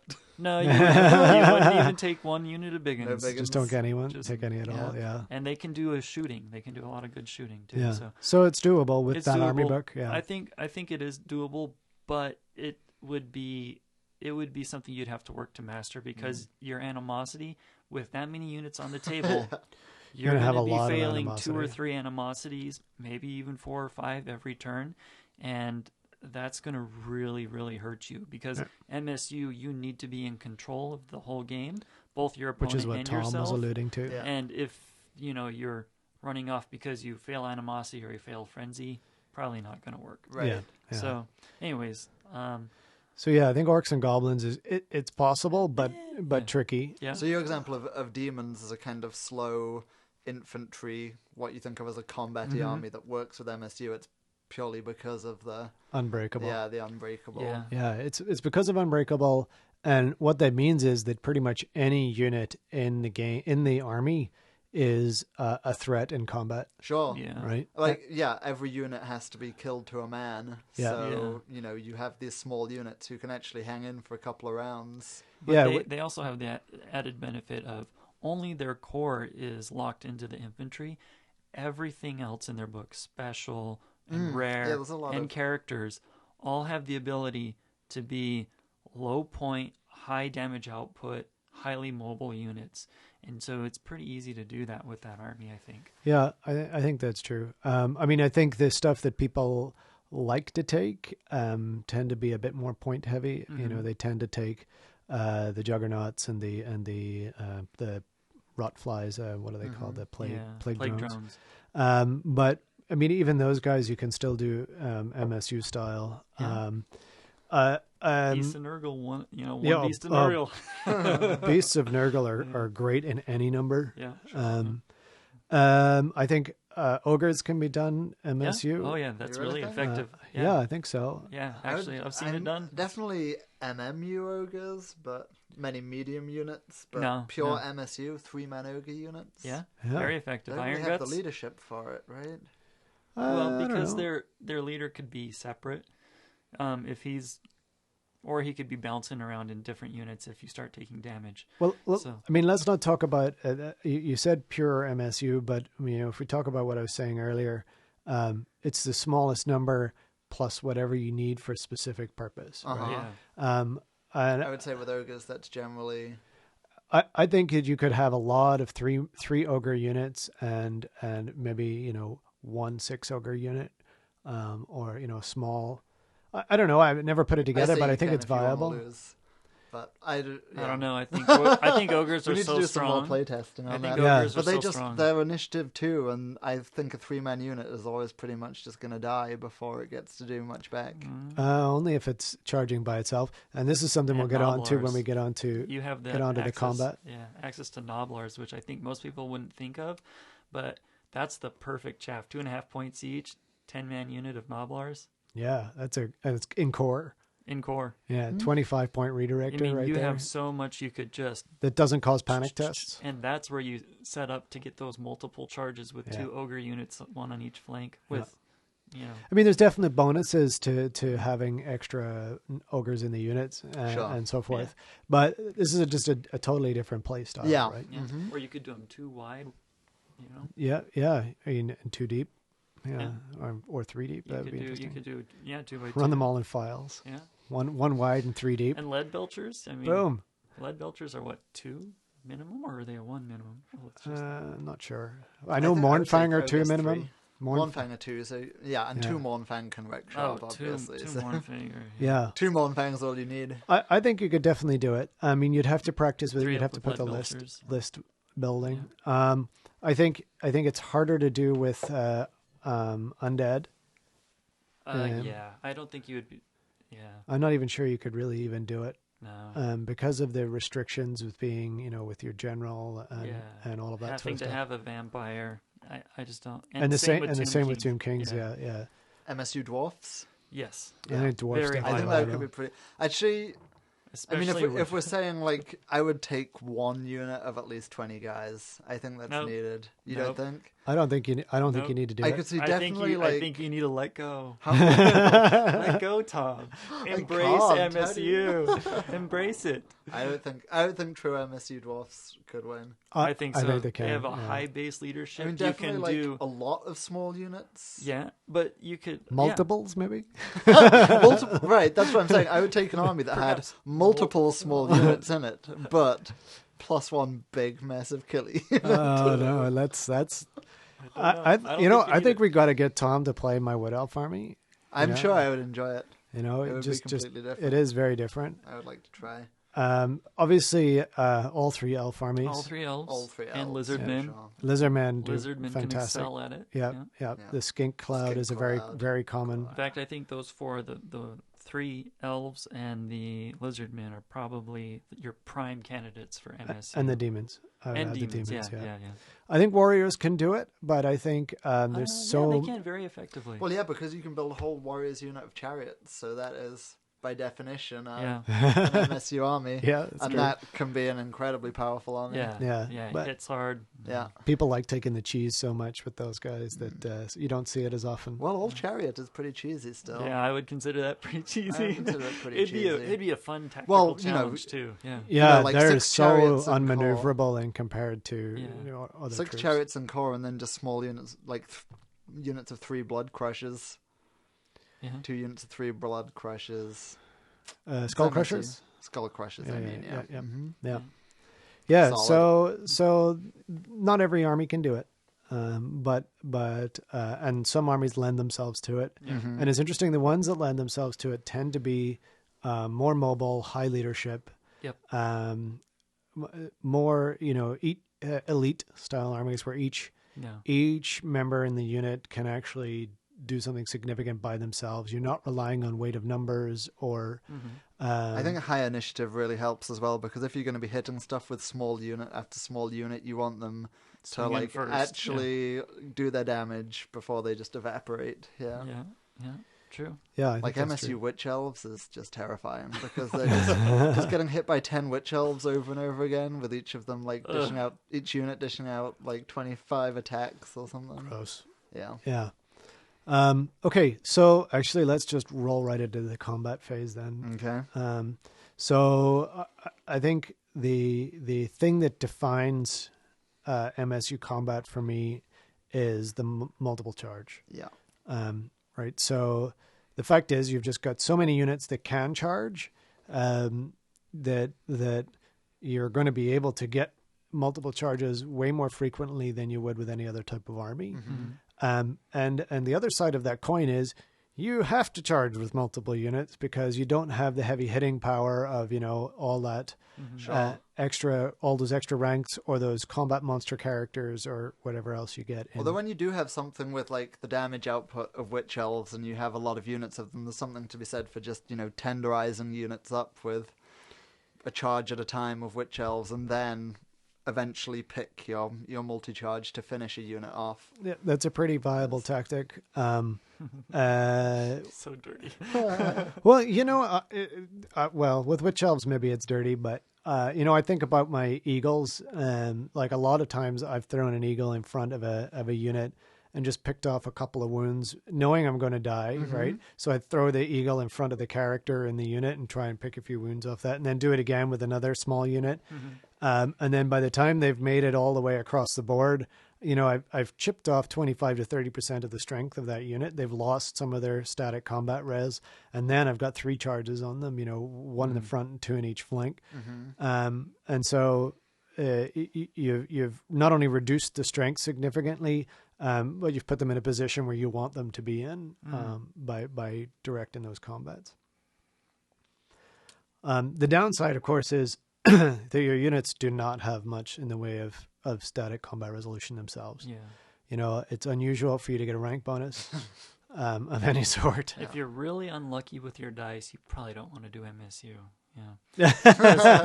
if you One whiff, whiff is... yeah, one whiffed round of combat, and you can lose 3 or 4 units at once, and that becomes the equivalent of one big unit. So, yeah.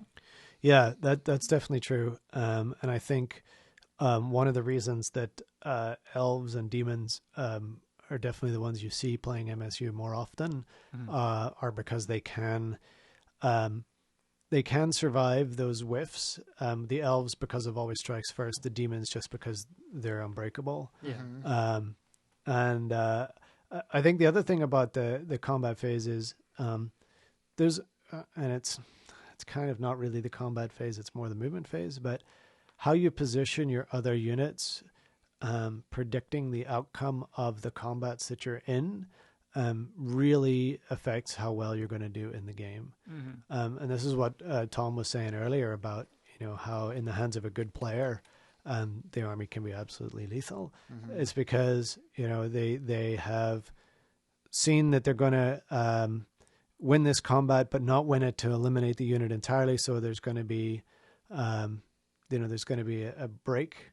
And then they've positioned, a fast-moving unit just off to the side, waiting for that break to happen. And then on the next turn, they've got double charges on this already, broken unit so that they're going to wipe them out.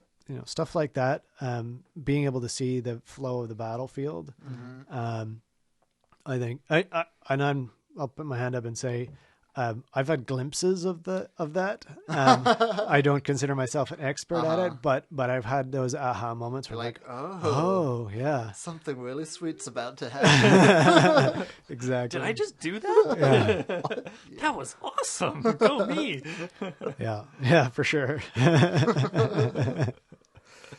So we kind of talked about a little bit about how to play it, how it plays through the different phases. We talked about which armies can play it.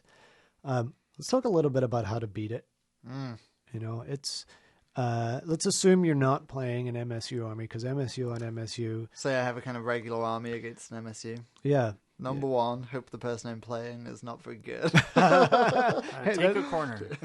What you want to do, because the MSUs usually try to surround you. That's one thing. So if you see that you're going to be playing an MSU, take a corner. That limits you to two frontages. For me, it's all about, as the MSU player, you're looking to get, to pull units out of position and hit them in multiple flanks. Playing against the MSU, you're just looking to not allow that to happen. Yeah, and being in a corner is definitely one good way. Well, let's be a little wider than that and say take one flank. Sure. Right. Yeah. Because we're not talking about castling up in a corner. You don't need to do that to be winning. And it's not even necessarily like, I don't know if, like, when I play an MSU army, I'm looking for one flank of my army to be pushed up against something that could be the table edge, or like today in our game it was that impassable terrain on the hill. Yep. I'm looking for that to anchor one side, and then my killiest, most badass thing that hopefully your stuff is just going to bounce off of is going to be holding down the other flank. For me, that's the Kadai Destroyer. Yep. Because I know that a lot of small units are going to hit the Kadai Destroyer and just burn up on him before they even doing any damage. So he'll always anchor one flank, and then the rest has to be pinned up against something. Yep. And just the way I will move my units is always to try and minimize the number of faces. Yeah, that's the key. Exposed. Is to try and, if you're going against MSU, it's really important to hold your line together. Yeah. If you start letting them pull units out, and then you're going to get surrounded and it's going to hurt. And don't fall for the pursue. If they charge in with one little tiny unit, don't chase after it. Don't chase after it, because that's what they're trying to get you to do. Yep. So whenever that unit charges in and you destroy all but one of them and it runs away, you let them go, because it's painful to do, because it's hard to get points out of the MSU army. But sometimes you got to let them go. You just got to let it go. Yeah, Go on. And so along those lines, you need to be careful if you've got frenzied troops. Mm-hmm. You either need to be keeping those guys away from the front lines to start with, or you need to be okay with just throwing them out there and letting them go, and then evening out your line once they've gone, sort of thing. Or keep them in the bubble. Yeah, or keep them in the bubble. But it doesn't matter about the bubble if they get charged, and then they have to pursue. So, sorry, Tom, you were going to say. I was going to say, so something I've noticed, like, for a lot of people, this is not really something you can do anything about, but what I've noticed is I tend to be much more successful against MSU armies when I have the kind of ranged advantage over them. When it's a case of, like your Wood Elves, MSU plus obviously very shooty, and say I'm playing with Beastmen or something that you're going to have the ranged advantage over, it's a hard game to win, because by definition you have to go towards that army and are always, maintaining a perfectly formed battle line while going forward and trying to pick targets to charge and get points out of Very hard. is incredibly hard. Whereas when I can force the pace of the game by making the MSU army come towards me, not only are you able to, score a lot of kills with the shooting first, but you force them to split their army in different ways and often create nice targets to finally charge and kill. Yeah, which So is it's why the war machines are Exactly. a good addition. Yeah. And also why, again, on the flip side, as an MSU player, going after those and anything that can take out a unit in a single go, you have to take that down as quickly. Magma Cannon, example. Death Shrieker, those were the two ones that were influencing today. Yeah. Cannons, you're not so worried about. Right, you're really not. regular Because cannon, what are they going to do? Kill two guys? But like the Hurricaneum organ gun, Mm-hmm. that can do a lot of damage in one go. That's your prime targets. Yeah. So And it just makes life hard for the MSU player when they're forced to come at you with so many units, and while trying to look for those multiple charges and set everything up, you can force mistakes from the MSU player, assuming you're not playing a US Master or something. Yeah. Okay. Other things. So that's kind of positional play to try and beat it. Sure. And you talked a little bit about how shooting can force them to come to you. I think also if you're lacking on the shooting side, can you make up for it in the magic phase? Sure. And I think you kind of can. It depends on sometimes you're going to have to make them take out your wizard, otherwise they're going to lose a lot of their stuff. Right. Especially if you've got Fireball is a horrible spell. Exactly. Just a different type of spell becomes very important against MSU armies. Things like small magic missiles, fireballs that are normally just something you'll shoot at chaff and shoot if you have one dice left, whatever. Yeah, don't they fall become into very important spells all of a sudden. Yeah. Not only for early game zapping units off, but for late game finishing off that unit that you got down to one man and you need to get the points out of it. A fireball in that situation is really can be a game changer. Yeah, and you have to get the points. You have to wipe them out to that the man. That is one of the hard things. Again, going back to our game today. That was a great example, which it is was why a we're great talking example. about it. Yeah, I killed off what I perceived to be his big units, the sisters with the level 4 in, some Wild Rider units, and figured I was really, really up on the points there. Yep. Not noticing that there was a lot of units left on the table, like a lot of the Archer units and stuff that were just down to 3 or 4 guys. Yep. And all of those units turn out to be pretty similar points costs. Yeah. And there was a lot of them left on the table with only a few guys left. So. Yeah. So once we added it all up, it was all within just 150 points or something like that. Yeah. The other thing that I thought you were going to mention about the game today was, you fired Death Shrieker at a unit of archers.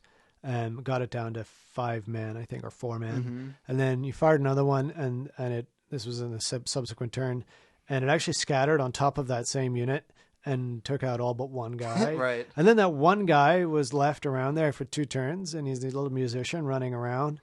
And in the end, I think you took another Death Shrieker. Shot a Death Shrieker right at him. Dude. Yeah, just to make sure you got those points. Finish, And if you hadn't, it would have been like pretty much 0-sum game. Yeah, for sure. And that was a really lucky pot shot. Yeah, that was funny. Yeah, so very much, you gotta look for those opportunities to either wipe out the unit entirely, or make it run off the board. Yeah. And this is why it's hard for the opponent whenever you do give that opportunity, and you are going to be pursuing, for them not to pursue, because if you don't pursue, I'm going to rally and I'm going to go hide behind this rock. Yeah, that's something you'll see a lot. You get a unit down to 2 men, it's going to turn around, it's going to walk back towards their side of the table. Yep. And you'll never see that unit again for the rest of the game. So, yeah.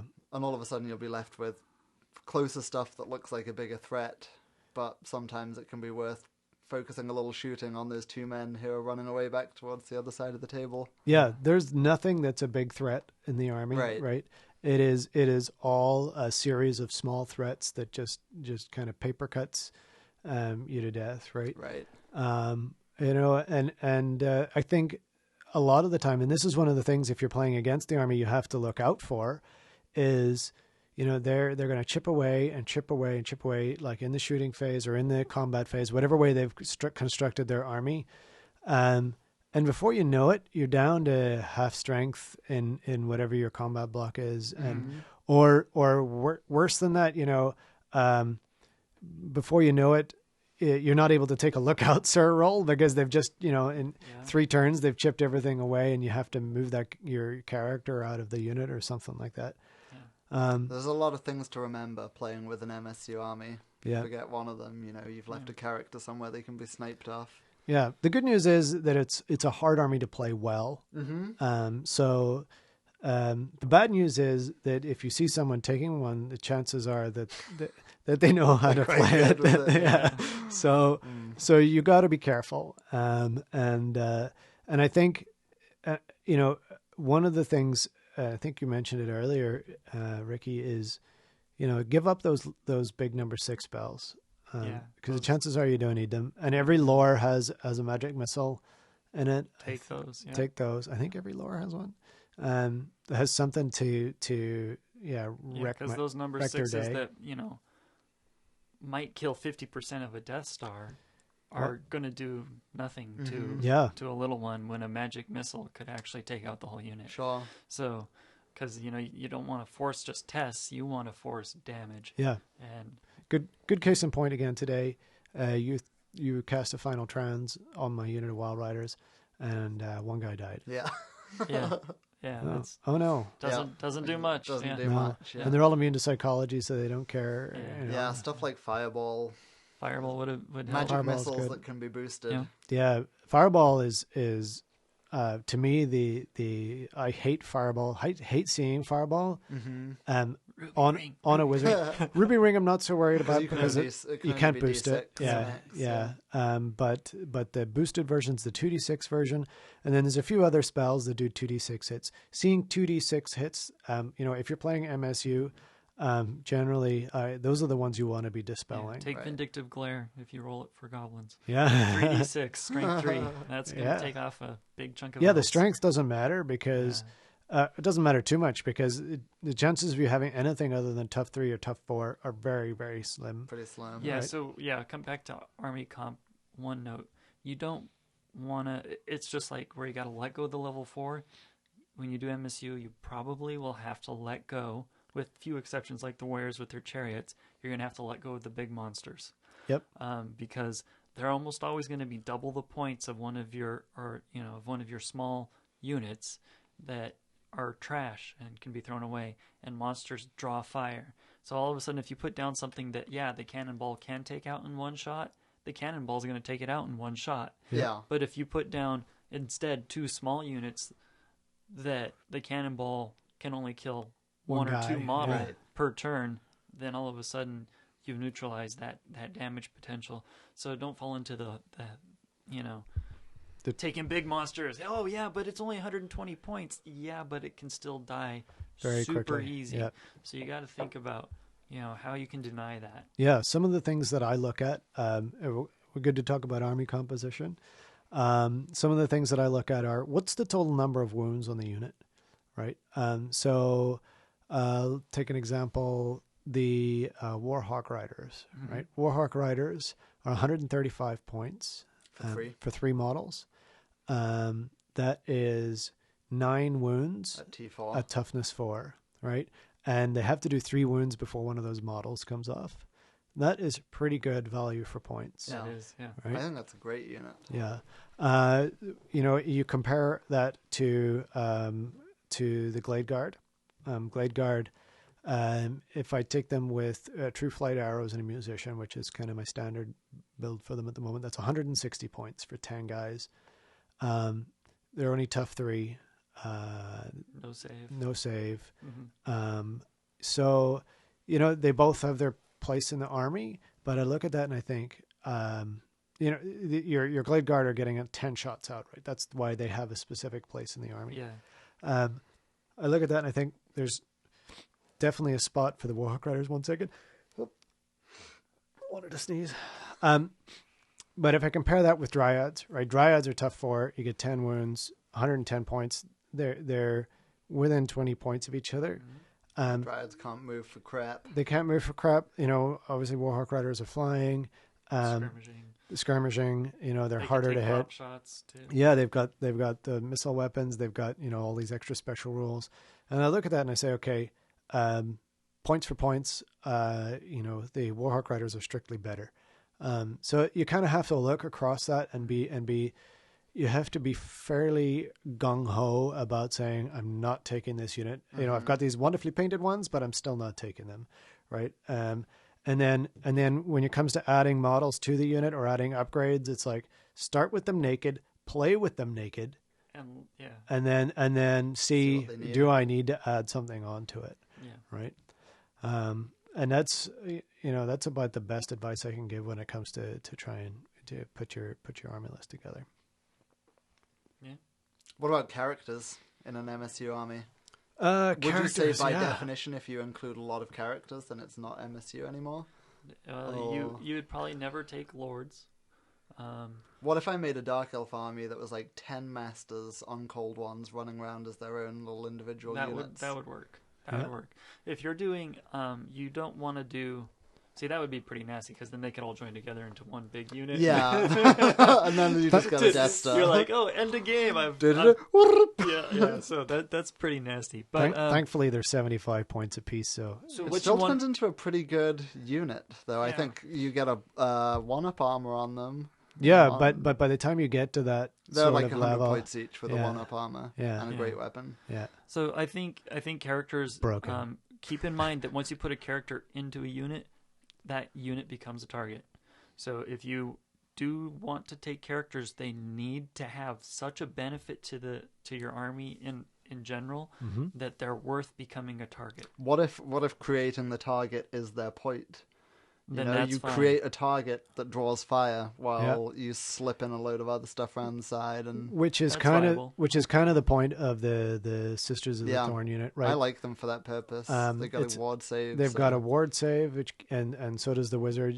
How in the build that I take her. So basically, there's only a 50-50 chance you can do a wound on any model in that unit. That's a pretty sturdy. So they're going to unit. draw the fire. Meanwhile, the Wild Riders have made their way all the way up the table. Yeah, exactly. And the archers are sitting there picking things off. If people are targeting that unit, I'm generally pretty happy because they're fairly sturdy. But you're right. The character builds, I go like slimmest character builds you possibly can. I find that a BSB is usually worth it. Because getting that reroll takes you from with assuming leadership 8 or leadership 8. Having the reroll, goes from like a 30% chance of failure down to like a 6 but you end up having to be or 7% quite chance of selective failure. about what part of your army that BSB needs to be with, because there's so many units that can't cover everyone. Yeah. So what you do with... And they're usually cheap. That's the nice thing. Yeah, pretty BSBs cheap. are usually a fairly cheap character option. Yep. So. And you keep him back with the archers. Yes, I do. of, because you have... Wild Riders obviously don't really need babysitting because they have the frenzy. So you keep it with the units that are at risk of failing. Yeah, those are the ones that are Random going to get panic shot tests, at, and they're going to have to take panic tests. And they're also 1 pip lower leadership being core. And they're also the ones that most often need to swift reform and then move out of the way. And because you're gonna keep them back, you can use a pretty slim BSB build without the ward save and everything. Yeah, and if you line up your fleas right, you'll be fleeing into that bubble. So eventually you'll be able to use that reroll in the bubble if you need to. Yep, absolutely do. So, and with having the musician, that's +1 pip whenever you're trying to reform after a flea. Keep him cheap. Pay for just the basic upgrade. Keep him naked. The basic BSB. Yep. So I run him with just one item, which is the Hail of Doom. The Hail of Doom arrow, which is always worth it. Pretty much pays for itself always every game. Yep. Yeah. So, and it's a very specific purpose to having that in there. Right, because you can just wipe a whole unit a lot of the time. Absolutely can. It's like having an extra unit of archers for a turn. Mm-hmm. So. I think. I think, you know, all of it's just like your units, right? All of your characters have to have They a have to have a purpose. purpose. You know, as Ricky was saying earlier, if they're all, you know, level 1 light mages and you've got 4 of them, well, that's because you want to have a really great banishment, right? Yeah. And And it spreads it out. spreads it out. Yeah. And right. So not to like generalize too much, but the general theory in list building is you have your level 4 and then you have some supporting wizard level 1 with a scroll maybe. Yep. But in an MSU army, that, you know, you can trim that down. You can trim that to- down. I literally have built a list where I had the minimum 1 hero level character. Which is a level 2 or something. No, Level- no wizard at all. Oh, that's just The Waystalker. Yeah. Yeah. It was purely so that I could, you know, you can, a lot of armies have optional ways to get spellcasters, right? So there's a bunch of armies have units that are also spellcasters. Mm-hmm. But if I didn't have that option, I'd probably take, level 2. Something that gives me a little bit of magic, but then allows me to put all my points into small units, right? Yeah. And then I've got that, you know, float like a butterfly, sting like a bee kind of mentality with the rest of the army. Okay, wow, that's been a long segment. Is there anything else we want to talk about MSU? Try it. You should try it. Yeah, just try it. I'm going to do dwars. You do- MSU dwarfs. You do need more good. models typically. Yeah, a you'll lot of find the that time. you do need a lot more. And more importantly, you need more More movement patience. trays. Yeah, movement traits. When It- you're first trying MSU, you're going to need a very patient opponent who will... there's that, and you're going to lose your first 5 games, you know, or thereabouts, right? You're going to lose a whole bunch of games because you're like, oh, yeah, I keep forgetting that I can't win combat. You know? I like So- that- Oh yeah, combat. I forgot I can't do that. Yeah. Yeah. So, Your combat phase might be your weakest phase. Yeah. yeah. If there's only 2 things to take away from this, it is the deployment phase is the most important part of the game for MSU, way more than it is for other armies, I think. And secondly, that your combat phase, you got to do combo charges. Sure.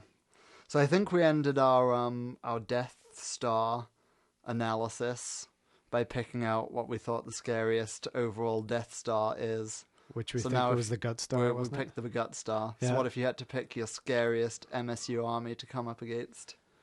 What kind of build, just in general? You mean which army?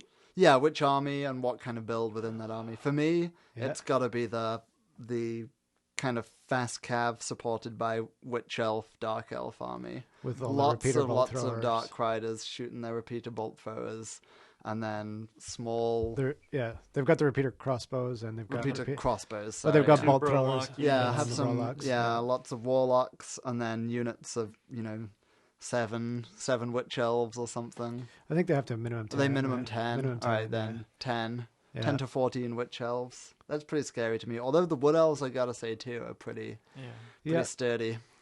Yeah. I would be terrified from the Dark Elf with the Dark The Elf. damage output is just obscene. It is, but I'm also scared of Lizardmen. I mean, Yeah, that's true. Yeah. Like Skink Clouds, there's Skink just Cloud is so much nasty. poison shooting, Yeah. and going against if they put in the max 9 salamanders, oh, it hurts. You can't have 9 salamanders. Oh, you can. Are they rare? They can go in a pack. Yeah, they're rare, but they can go in a pack. So the max you could have is 6. 6 then. Yeah. 2 packs 6. of 3. Oh, they have no upper limit on how many's in a pack. Oh, really? Yeah. Yeah. It's just your points that restrict you. So Yeah. so you could have just so many salamanders, or the Razor Dawn guys, Yeah. and even I actually think for them Bastiladons would be a viable I would agree. 'Cause they're MSU. cheap. They're cheap enough. They can shoot a laser at you, or they can drop swarms, and swarms are the perfect MSU thing. Something that's Yeah. MSU unbreakable, Toppets. Yeah. something that can come back. Yeah. Yeah.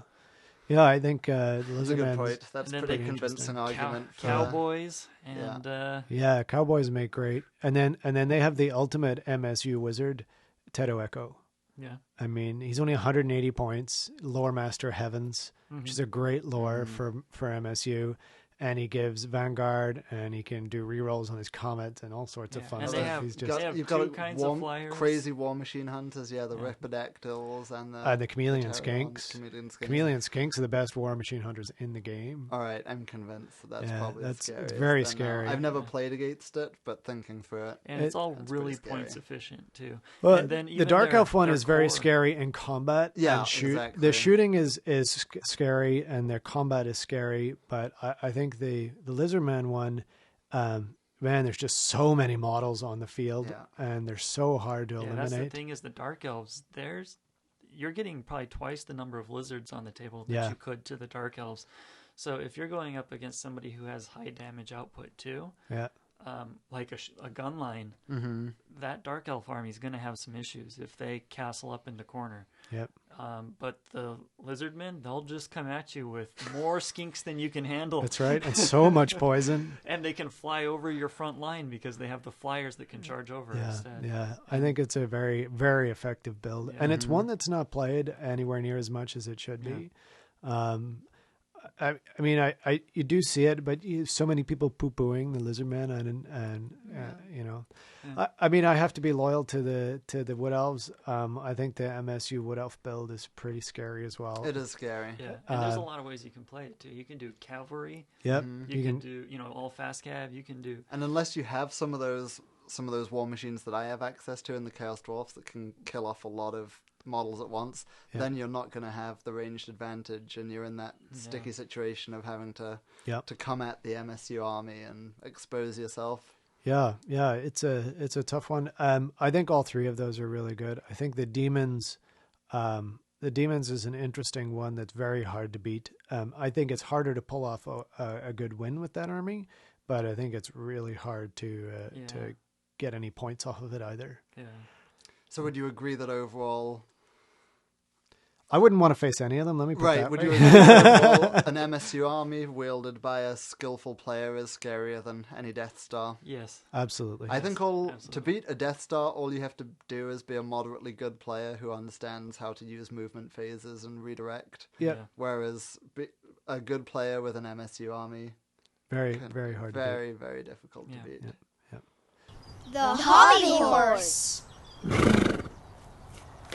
I really want to start this section by saying all your base belong to us. Anyway, okay, so bases is what we're talking about. These are obviously a part of pretty much every model in your army, with a few possible exceptions. If you take war machines, they often don't have bases. Correct. Although the crew usually does. Yeah. Crew usually do, and some people will mount them on a base anyway, just for easy transport. And we want to talk about some of the different things you can do with bases from an artistic standpoint to really help your army look cool, and then how you can go about creating those. So let's talk about, Ricky, the point you were just making off air as we were preparing for this. It was about how you can theme the bases for your army. So if you're coming to a new army project or just new to the hobby in general, and you can't come up with you want to have a themed army, but you can't really think of, or maybe your skills aren't such that you can really do a lot of freehand, or you don't want to spend forever doing a 3-color theme throughout your whole army, or whatever it is. Or right? You've got some units and you've painted them, and then somebody gave you some units, and it's just like so one thing you can do to your army to really give that army not just a cohesive feel but also a theme is base it in some way. And we've kind of roughly broken it down into I guess one is kind of a subcategory of the other, but there's locations and regions is one way to base, and then within those, or sometimes separate from those, are seasons. So you can base with the different seasons. So like that, the seasons would be summer, winter, spring, and then regions would be things like a desert base for the Tomb Kings, or It could again be a seasonal like tundra looking, or it could be jungle because that's going to be green year round. So that could be a regional base, or in the case of my night goblins, the underground stalagmite look. Or something that is or lava. Lava is Tom's stuff looks like that. I've also seen like city street looking stuff for cobblestones. Empire, pretty cool for Empire. People who do dioramas, diorama type basing are usually the people who will do a strong regional theme. Yep. So, and that's really a cool way to kind of do your tie a whole bunch of models together. Even when they have very distinct paint schemes. Maybe you have some models you painted years ago, and your painting has evolved, but your basing across the whole thing, if you just went through and redid that, which is actually basing is probably the easiest part of doing a model, it can really kind of tie everything together. So, that's interesting. I just thought about one of the things that we were talking about the Bretonians earlier. They have all that pageantry and they all look so different, right? And it's a riot of colors. But a consistent basing theme could be really. And this good, kind of harking back to a little bit when we were talking about army color schemes. Yep. I think something I said was something that really helps me first is to just imagine the physical environment. Yep. That the army is in, which is what you were saying. And that helps you. Work out what the army as a whole is and what it should look like as a whole. Yep. And what represents the physical army, the physical environment within the army is the bases, of course. Yeah, for sure. Okay, so let's run through some of those regional things. Yeah, you mentioned a few of them there. I mean, obviously the Warhammer world is kind of rife with interesting places. So some armies are almost it's almost predicated what their bases have to be. By right? picking an army, you've already committed to some kind of environment to some degree. But you couldn't let. I mean, this is a great thing about Warhammer. You can kind of let your imagination run wild. Everything can be justified in Warhammer. Yeah. But even if you take, what seems to be the obvious ones, you can get a lot of variation in them. So let's think about the Tomb Kings. They're obviously desert. The typical thing we think about them is, Saharan dunes, that kind of desert. There's a lot of different types of desert. Sure. There's kind of Mojave style scrubland and rocky deserts. Rocky desert, exactly. And then there's like the colder deserts that you can get, like you get in sub-Saharan Africa. Or you could even base them all with temple grounds. Yep. You could do not true cobblestone because they wouldn't be granite probably, but although I guess Egyptians used granite a lot, so why couldn't not? it be granite cobblestones?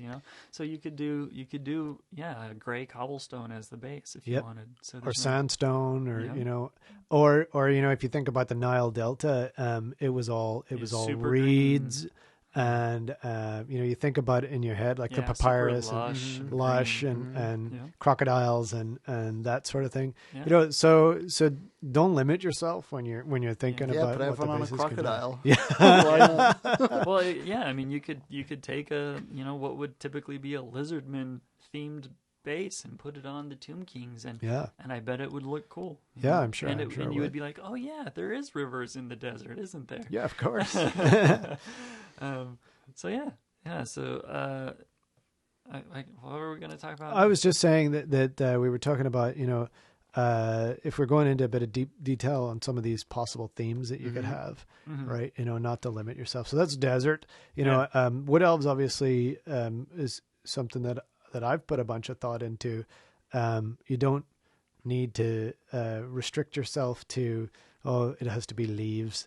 Or it has to be brown and green, which is how I started, painting my armies all brown and green. I guess with them, the seasonal variations comes in, Yeah, and they actually built that into the fluff of the new Wood Elf book. They really made it so that you can play or justify playing with any seasonal painting. Because there's now certain regions that are perpetually stuck within one season. Which I thought was was really kind of cool that they did that, because that all of a sudden my winter theme elves makes a little more sense. Now they have a home. And Yeah. So, where they're from. So that's kind of cool. That they were able to do that. Yeah. And again, even there, there's no reason why they have to have a lot of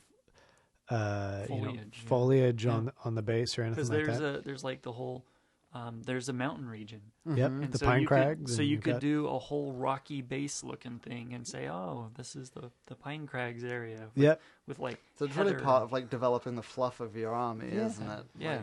Yeah. Because you can also you could equally well say, this is like a traveling art, like a questing army kind of. It's going to be somewhere that you wouldn't expect this army to be, because they're like Bretonians would be a prime example. Yeah, or Bretonians ogres could have a desert themed army because they're questing to find some relic. Or, absolutely. Or lizard men on a snow base. I've seen that. And anybody who's like, kind of pillagers, like warriors of chaos or beastmen, they're going to go anywhere they want to do some pillaging. So, yeah, that's a very good point. Very good point.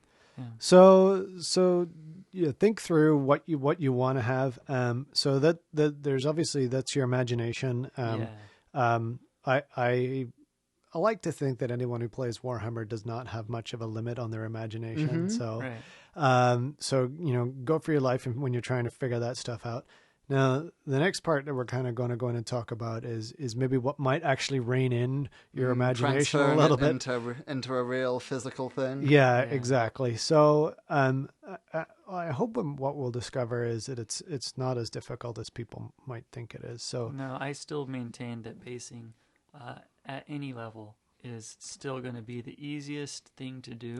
The easiest thing to get a great result easily. Something that people are like, whoa. Because there's not a lot of blending involved usually. And anything you do have to paint, it's a flat surface. Yeah, or just a dry brush. Yeah, or a texture, so, dry brushing. And everybody can dry brush. So there's, so I think it's pretty simple. And I think people shouldn't be intimidated about really trying a complicated, might look complicated basing scheme, but is actually really simple usually. Yeah. So let's go into some of the sorts of materials. We're going to talk about a whole bunch of stuff. We'll do our best to put together a list of links to the places that we buy this stuff from. We don't have any affiliation with any of this stuff. This is just, we're customers. If we do mention something, I'll when I go through, I'll make a note and we'll try and get some links to everything by the end. Let's go through some of the materials that we might want to be using when we're putting our bases together. All right, I'm going to start with the absolute simplest and what I do 9 times out of 10 now. I go to a walk in a park. I pick up sticks, I pick up rocks off the path, and I pick up dirt. And I put them in little baggies in my pocket, and I go home and I make bases with it.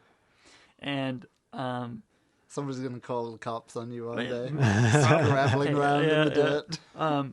What's in that little baggie, sir? Like for those of you who might have looked at the photos of Durthu on Tale of Painters or on just the homepage of the podcast, you're going to see a bunch of leaves on there. Those leaves were literally real leaves that I picked up, dried out, crushed up, and glued on. I didn't worry about getting those fancy laser cut leaves or anything like that. Because what looks more like leaves than just crushed up leaves. Yeah. And if you want to do colored leaves, go to your kitchen cabinet and look at the herbs. You're going to find oregano, thyme, things like that. All of those are dried in there. You can sprinkle some of those on there, and you get the added benefit of it smells good. A nice aroma. Ooh, this tree man smells tasty. Parsley, sage, rosemary, and thyme. Yes. If you normally have an opponent who's a rather ripe gamer, you might enjoy it. Just keep smelling your models throughout the game. Pretend like you're getting down to measure distances. Oh, thank God! Really gets through that gamer smell. Yeah. Yeah. The other thing that I've done for that is. The birch seed pods. Mm-hmm. If you have birch trees nearby, the little seed pods hang off. And when you pick them off and crack them open, the little casing around the seed pod looks just like a tiny sycamore leaf. Nice. So you can just dry it out. In fact, if you buy leaf foliage in a bag. Uh-huh. A lot of the time, that's all it is just dried out birch seed pods. Perfect. So Yeah. take a look around your neighborhood for birch seeds. For me, that is, I used to be like, oh, I have to buy sand. Oh, I have to buy rocks. There's only 3 kinds of rocks. I can't find the right rock I want. Oh, I need to spend $10 on a bag of sticks. I was like, What? I'm being such an idiot. You Yeah. know, there's certain things that you will find that you need to buy, but sand or Sticks dirt, is not one Sticks of and them. stones. sand Yeah. or dirt, sticks, stones, and leaves are certainly not things you need to buy.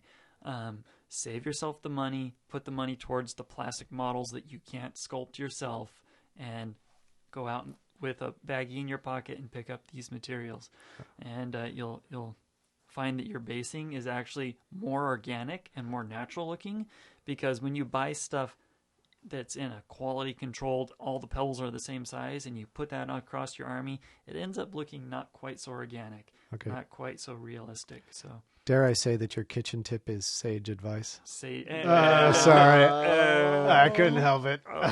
that's good. I'm out. Okay, so then beyond those, like pick them up and glue them down kind of materials, there's a couple of materials that I think you're going to find that you will want to have, and that really go a long way and to bringing a base to life, and that are hard to replicate without actually buying. And I think for those, they're the static grasses, whether you buy them as the pre-made tufts or just the grass that you're going to glue down yourself. So what? I've never used static grass before, and I've seen it and read about it. But what is it?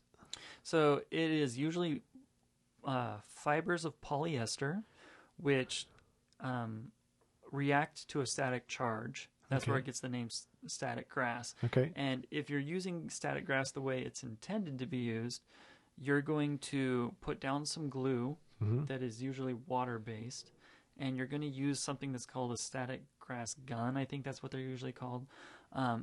And you'll touch a little, you basically create a circuit that goes through the glue that you put down, where you'll touch a little needle with a wire that runs up to the applicator, which has a mesh on it that's usually got another electrical charge.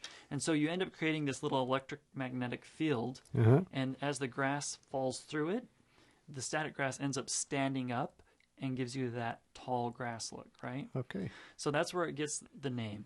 I've found that if you're just gluing down your own static grass, just put down the drop of glue, sprinkle your static grass on there loosely, and then blow on it softly, just like that. And that usually stands the grass blades back up, and then leave it alone to dry. And it does fairly close to the same thing. So you don't have to invest in the special because equipment. those real applicators are pretty expensive. They're, I think, like $200 for the good Oh, wow. ones.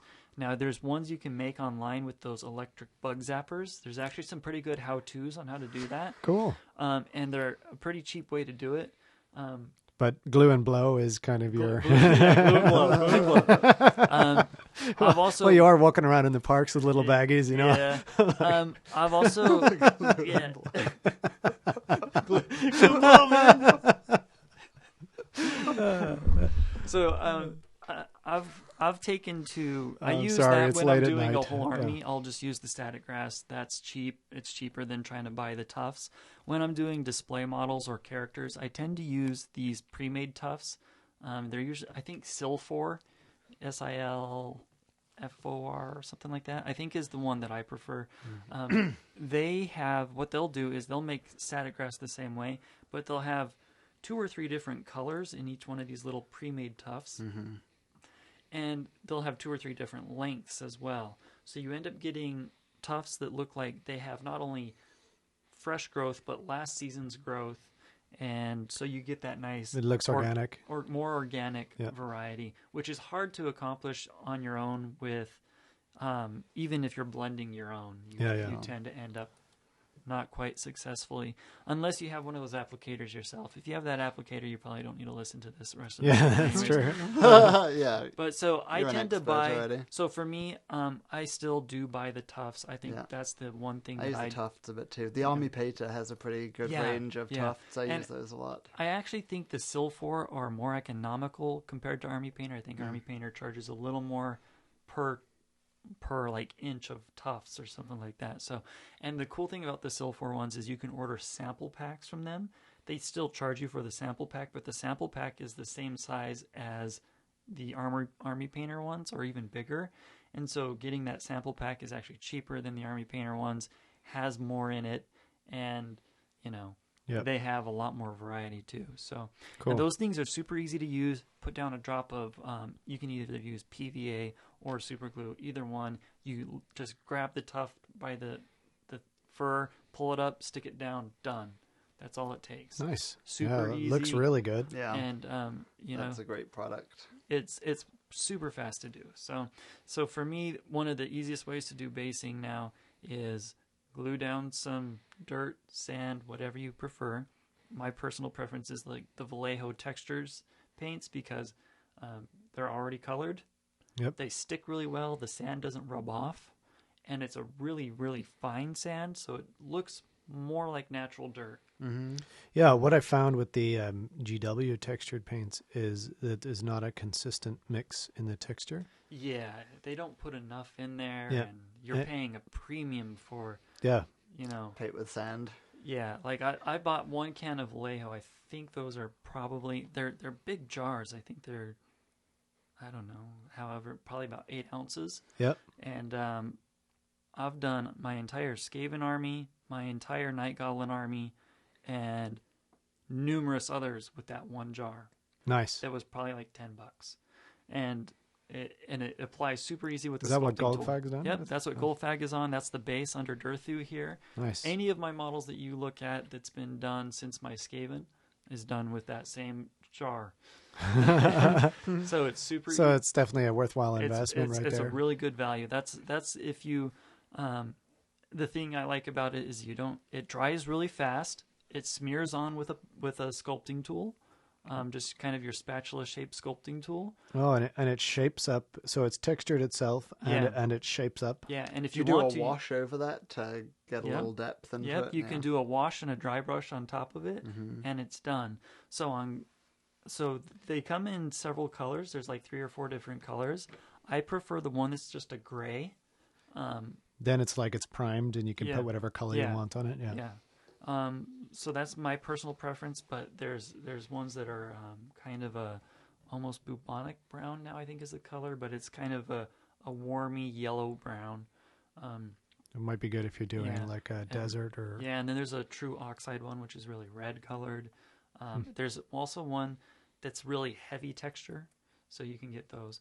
Now you can also get these same kind of textured mediums just by going to like Dick Blick and getting exactly what that is a textured medium. So they'd have pumice ground up in there, and it was just going to be basically a white or clear with all that sand texture already in there, and you can smear it on the same way that you can with the Vallejo. I just think the Vallejo has a slightly smaller grain than even the smallest one of those mediums. So for me, on the scale models, I think it looks a little more natural, and I like that it's already pigmented. Yep. So, yep. All right. So that's kind of, I think, the things that I would purchase. Mm-hmm. Yeah. So that gets you, just to talk through that real quick. The texture paint gets you your baseline of Correct. Here's my ground, and then your trip to the park gets you some natural ornamentation Yep. to go on there, and then the tufts to make it look like it's in a field or whatever else. Yeah. So that's and this is pretty much exactly what you've done for both Durthu and Goldfag, and they look fantastic, but it doesn't address some of the stuff that we were talking about earlier in terms of themes. Right? Mm-hmm. So why don't we dig into some of those now? All right, let's start with Tom's Chaos Dwarf Army. That's a good one to start on. Okay. Yeah, that's so being Chaos Dwarfs, it's the army is set in the Badlands, which is like a magma kind of ashy wasteland. So I do the magma bases for them. It's something that is pretty common through a lot of armies you see have magma bases, especially in 40k. Chaos does you see a lot for like chaos armies. So it's a pretty common theme of base. Well, it looks awesome as well. Yeah, it can. Yeah, the highlighting on magma can end up being really eye catching. Yeah. So there's two parts to a base like that. You're gonna have to have patches of magma in there, or little streams of magma running through within the broader context of some kind of ashy, rubbly, pumice kind of rock. So the most important thing for making the base look good is the magma itself, and that's really something we haven't talked about yet, which is just painting on the base, on the surface of the base. Very simple. So just blending through or layering up a bunch of different colors from a dark red through your oranges, yellows, and all the way up to whites on the, often you'll see a patch of magma in the corner of the base, and you're coming up through your yellows and just pick out the very corner of the base in a white, and it really is eye-catching and just stands out. And then for me, the materials for doing the rest of the base outside of the magma is, I guess I'm actually one of these schmucks who buys gravel or sand. I got a couple of big containers I have 2 different sizes of the gravel from Woodland Scenics. Yeah, that's what I'm still working through those too. And you get a really big container for like $10. Yeah. So I have 2 different sizes. I just mix them up in a little pot. So because, like you were saying, each one of the size classes is pretty homogeneous. Yeah. And it's not going to look like there's, it's not going to look natural to just have this. So I mix up a couple of different sizes, sprinkle them on, and then it's just a paint and dry brush of that gravel. The gravel is kind of a dark grey. I just paint it over black real quick and then dry brush a couple of grey highlights. So I think I've seen that on your infantry. Yeah. But then like when you look at your yeah. Kadai and the bigger models, Yeah. You've gone a step further. Right. So that for the bigger models, like my War Machines, my Kadai Destroyer, I want to make them look more like in a magma field with kind of fragmented rocks that are almost like sinking into the magma, I guess. So for that, I use cork, which is a basing material that's used for a lot of different style of bases, I guess, and we should go into it a little more. It's a really great basing material. So where did you get that?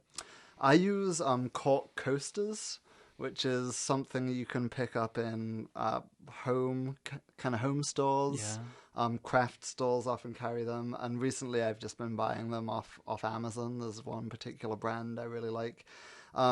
Just cork coasters, they just break really easily in your hand, and along the break they develop a kind of nice jagged texture that looks like just like a bit natural of basalt, kind of a very vesicular rock. I'm a geologist, so that's what. Yeah, we could tell. I was a geologist, so a rock that. I'm that sorry. cooled Did with you a say lot of- testicular rock? Vesicular. A rock that That sounds cools with a lot of gas. Even more bubbles within painful. it. Okay. The gas will form these pockets in the rock called vesicles. Okay. Which is what basalt is. Whoa. So then you break up. It still makes me want to cross my legs. What was it? Talking about testicular. you were talking about cracking the cork Yeah, so you board. just crack the cork boards up into kind of rough sections that'll look like a little chunk of rock. And so along the sides where you break it, you already have this nice texture. And then on top, I just use like a nail or something, even like my thumbnail sometimes, or just like a little pin or something to just scratch up the cork so you develop that nice like rough surface, vesicular texture all over it. And then again, they look great after just a black base coat and two highlights, 2 dry brush highlights of different grays. And those will be surrounded by little rivers of magma, again going dark red on the outside to thin, bright yellow and white stripe down the middle. Cool. Yeah, I think the cork is something you can get a lot of different effects with. I've seen people use it to address balance issues in models, where one foot has been up and another foot's been down, and they just use the cork to even it out. So it's a really nice thing to just make, any kind of rock that you want to have in the unit to kind of create some height differential, and especially for characters. Yeah. the old hero stone thing. Yeah. Obviously, in battle, any hero sees a rock and jumps up onto it to To pull fight some everybody. dramatic pose and then fight everybody. Heroes look good on rocks. This is a well-known fact. There we go. Yes. So yeah, I agree. bit of cork on the base. The nice thing about cork as well, obviously, it has that lovely flat top if you're just Yeah. breaking up a cork coaster, so you can set your model up on it really nice and just scratch it up around the Yeah. model once it's stuck up on there. It's also very light. Exactly. Yeah. It's good too. Mm-hmm. Okay, so So that was magma bases. yeah, The winter / tundra base is another very common one Yeah. that you see somewhere. So creating the kind of snow and ice effects. Yeah, so for me, what I ended up doing, because I played with some of the snow flocks, and it just didn't look like snow to me, because snow never really looks that just- fluffy. Mm-hmm. only in Canada.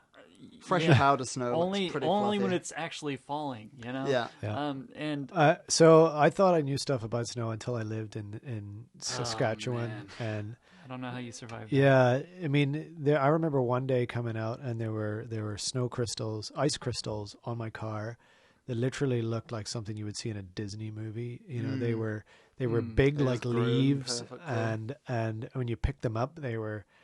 I expected them to tinkle, honestly, in my hand when I picked them up. So yeah, you can get a lot of amazing stuff with snow, but the stuff that we think of as snow, does not. Yeah. It's flat, and it's when you see It's snow here, melted and it's usually down. melting a little bit. Yeah. So anyway, I'm guessing that's what you're talking about. Yeah, and I mean, if it was so cold that you're getting ice crystals forming on stuff and it's fluffy like that, Yeah. you're probably not going to be going to war, right? Good point. You're gonna end up with the whole invading the Russian front in the winter scenario. That's right. So what I'm talking about is maybe that fresh, maybe it just fell a little bit, but you're still marching through it and you're making it muddy. Yep. But there's still a few patches of it. So that's what I always envisioned when I did my snow bases. So I played with the flocks. I felt like they were too fluffy. They didn't look good. What I finally ended up doing was taking Elmer's glue, which is just PVA, Yep. and I would squeeze it out onto the base into a big blob, just like you would like if you're about to put static grass on it. Yep. Let that dry. Do that 2 more times until you get a nice mound of just white PVA, and I'd do that over like a couple nights. And then I would just paint it white. Nice. And it just makes because as it dries, it kind of shrinks and conforms to the rocks or gravel that you have underneath it. So you're getting a bit of texture. Yeah, and so it it'll kinda- actually kind of follow whatever you have underneath it. So if you squeeze it over some rocks or over a tree, and then all you have to do is paint it white once it's done. And then the other problem with those kinds of flocks is they just have a nasty habit of putting them in your army transport 3 times and they're all gone. Yeah. So they're just everywhere, all over the table, all over your bag, but not on the model. Yep. So It can often yellow as well. Yeah, I think and you it see can. some. I knew this guy in LA who had a beautifully painted Warriors army, and he did snow bases on all of them. He just did it with one product all at once, did all the bases, and just overnight it all turned yellow, and the Yeah. whole army just looked crappy. yeah. Then So I don't know what products to caution you against to do that. yeah, I don't know, know particular. But I think some people were getting good effects with the new GW Snowflock, but I used for my won't- Beastmen. I used the Woodland Scenic Snowflock. Yeah. And it has the problem. He says it doesn't look that realistic. It looks kind of like little piles of sugar, I guess, on Yeah. bases. But from a distance, I think it's pretty good, and I never had a problem with Yeah. it going yellow. Yeah. It doesn't. I've seen what you're talking about with your Wood Elf snow bases, and that definitely looks more like a pile of snow. Yeah, and if I had done what I did with those after I did what I did to Durthu first, then it would look super realistic. But Yeah. at the time I was still my mind was still in I have to use sand as a base. I have to use certain size sand because that's what I have to buy. And then I have to It has to Yeah. to say Citadel on it. Free your mind, man. free your mind, man. Break free from the The system. Don't let the bastards grind you down. So, because so now that if I was to redo those same things, I would probably do the exact same thing. I would base it up to the point that I have Durthu, and then I would squeeze big blobs of glue on that, and then paint that white, and it would probably look really realistic. Like the snow was just starting to melt away, and there was all this leaf litter and stuff underneath it, or it had just fallen a little bit, and it was melting away in the fall. So either way. What's interesting is, from listening to you guys both talk, I've seen effects done. I think I've done a few in the past, where you build up something with either the rocks or the corkboard to create, like a raised area, and then you've still got like the dip in the base, and then you can fill that up with the PVA glue, and there's certain types of PVA glue that dries clear. And so as long as you've got one of those types, it can create like a nice wet look. Elmer's will do that. If you apply it thin enough, it won't cloud up. If you get it more than about maybe a 1/16 of an inch thick, then it might be cloudy. So and you also have to make sure your brush is really clean. Or else it will pull the pigment out. That's true. But that can look really good if you want like to have some sort of effect where you're like marching through riverlands, or where you're coming from where it's always wet, or like in a jungle, in a rainforest type scenario. The dried glue, when it's thin with that wet look, you can put it on leaves. You get those little plastic plants that actually look pretty darn good for jungle plants. A little bit of those drops on there, and now it's a rainforest as opposed to, just a regular jungle. So actually that segues nicely, and I think into the last part of what I wanted to talk about for the bases, which is, we've talked about a whole bunch of different ways you can get stuff on there. We didn't really go into a whole lot of depth about the sort of ornamentation you can put on the bases. We've talked about broad themes, but now, you see them. Sometimes you see little mushrooms and little special effects on there. One that stands out for me, Ricky, from your Night Goblin army is the stalactites or stalagmites that you've got. Tights hang, yeah. They cling tight to the ceiling. That's what I always remembered. I think there's a bunch of possible ways you can go about doing these things. I'm going to start with one, which actually involves one of my favorite substances to work with, which is Sculpey. I love Sculpey. That's what I used to do all of the Night Goblin stalagmites. Oh yeah, that's right. I remember you mentioning that before. So Sculpey, very easy to work with clay that you bake in the oven. Your own oven. Oh yeah, super cheap, and you get so much of it for what you spend on it. But one of the things that you can do, and this involves a purchase, is there's quite a few out there now. You can get basing molds, and so these are basically heavy duty rubber molds, and you just press some Sculpey into them, and it molds into a certain shape, a bit like how you used to stamp with your Play-Doh when you were a kid. The molds often have a theme, so you spend like $10 or $15 on the mold, and it's got a theme of maybe it's easier to imagine a theme from a science fiction, but it's like a theme of a factory floor, right? And so it's got all the sorts of things you might expect to find on a factory floor, right? And there are fantasy ones as well as village ones and what have you, and they might have a little bit of a broken wheel on there, like a cartwheel or something like that. And you can just easily mold those sorts of things with a bit of Sculpey, bake it, cut it out, and stick it on your base. And half the time they're even shaped in base sizes, so you can just do a whole bunch. So that's one way that you can approach very easily if you're not into walking around in the forest with little baggies and and you don't have a huge amount of money. This can get you a great, impressive visual effect without having to have a whole lot of skill or time. So that's the one thing I wanted to mention, and then let's talk a little bit more about ornamentation beyond that. Well, Tom made a point earlier. Just add more skulls to it. More skulls. More Always. skulls. I actually If you want it have. to look better, just add more skulls. Yeah, I've actually bought a whole box of just Tomb King infantry at one point, just for the skulls and skeleton bits. Yep, Horde of Bits. You can Yeah. buy skulls very just cheaply. buy a crap ton of skulls. And I actually, on the Night Goblins, I made the stalagmites out of the basing scheme for me was make the stalagmites out of Sculpey, bake those, done, right?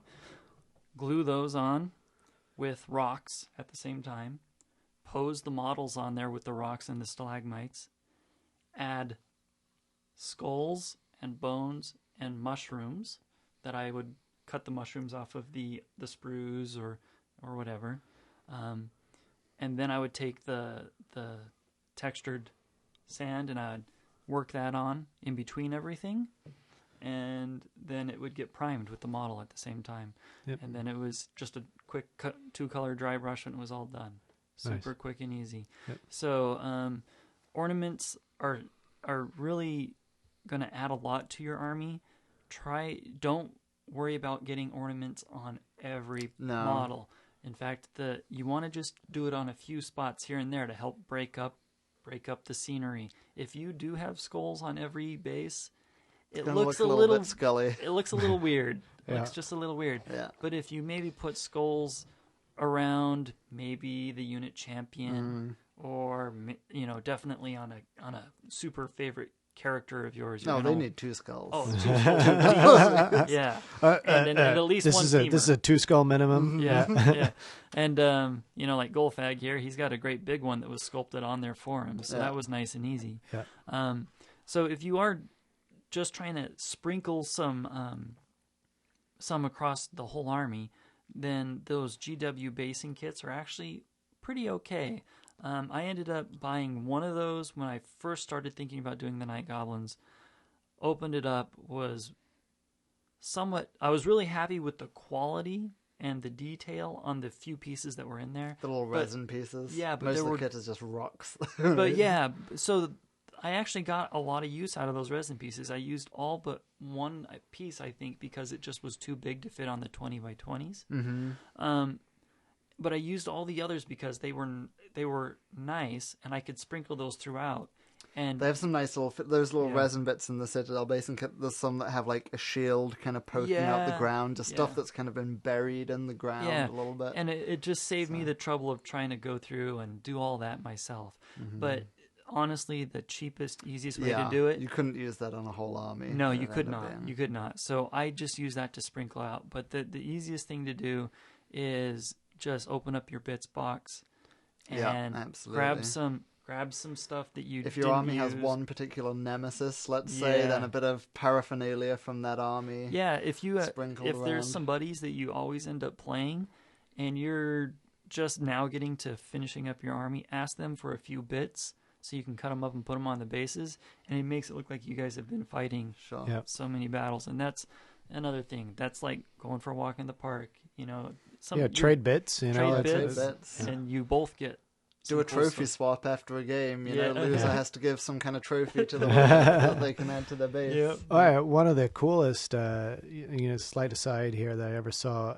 in the Skaven army was, I think it was in one of the White Dwarfs a while back, where the guy had he had 3 old gyrocopter kits, and he'd used them across the army as the Skaven were kind of destroying the gyrocopters. Nice. And he had one that was a rat ogre had literally grabbed one out of the sky, and the dwarf was still in it.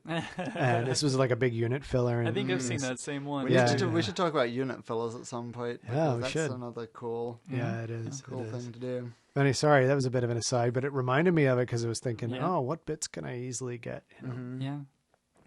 So your Raid Your Bits box, you can use some Sculpey. Yeah. I think also it's amazing, like the amount of kids' toys and stuff that come with something that's easily turned into a base feature. Yeah. Particularly if you're doing anything that's plant oriented or somewhat natural.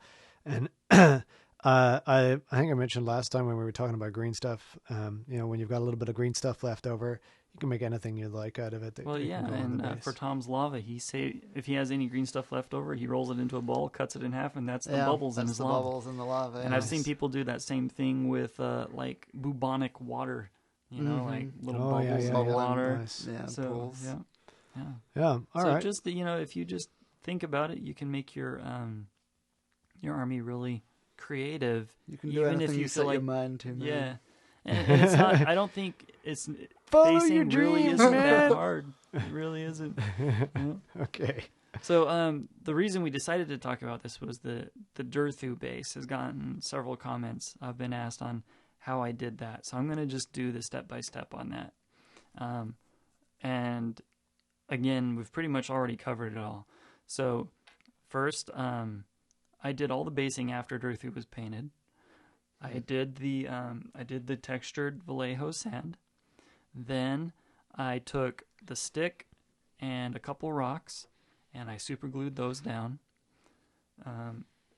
Actually, I did the textured sand, then I dry brushed it and washed it, so that was all done. Okay, that took one night because I had to let that. There was some dry time between putting the sand down. The sand dried in about an hour. Then I was able to paint it, and then another hour later or two, I was able to glue the sticks and the rocks down. Then, after I glued the sticks and the rocks down, you'll see that kind of green in there. That's that old sawdust kind of flock. Yep. Yeah. That I still have a little tub of that I've had since I first started the hobby. My first lizardman models, that's what I used. Makes great moss. Yeah, and so if you just glue that down on little pools of glue, PVA. it makes little moss patches, and that's what I did is I glued it on tops of rocks, on tops of logs that might have been laying there for a while, and around the edges of those. And then I got out the crushed leaves, and what I do is I take just a matte varnish, I spread that over it, sprinkle the leaves onto the matte varnish, and then it sticks, and then I take more matte varnish and I kind of start dabbing it on top of it until it actually really pulls and holds it down, because now you can actually rub these and they will not Yeah, I come was off. going to say they seem a little more permanent than just flaked leaves. And Nice. because it's the matte varnish, it doesn't really Doesn't shine. doesn't shine. It doesn't look like big chunks of glue, so because it goes on water thin. And then after all that's done, I just glue on those 4 tufts of grass, and I was able to do all that in one night, really.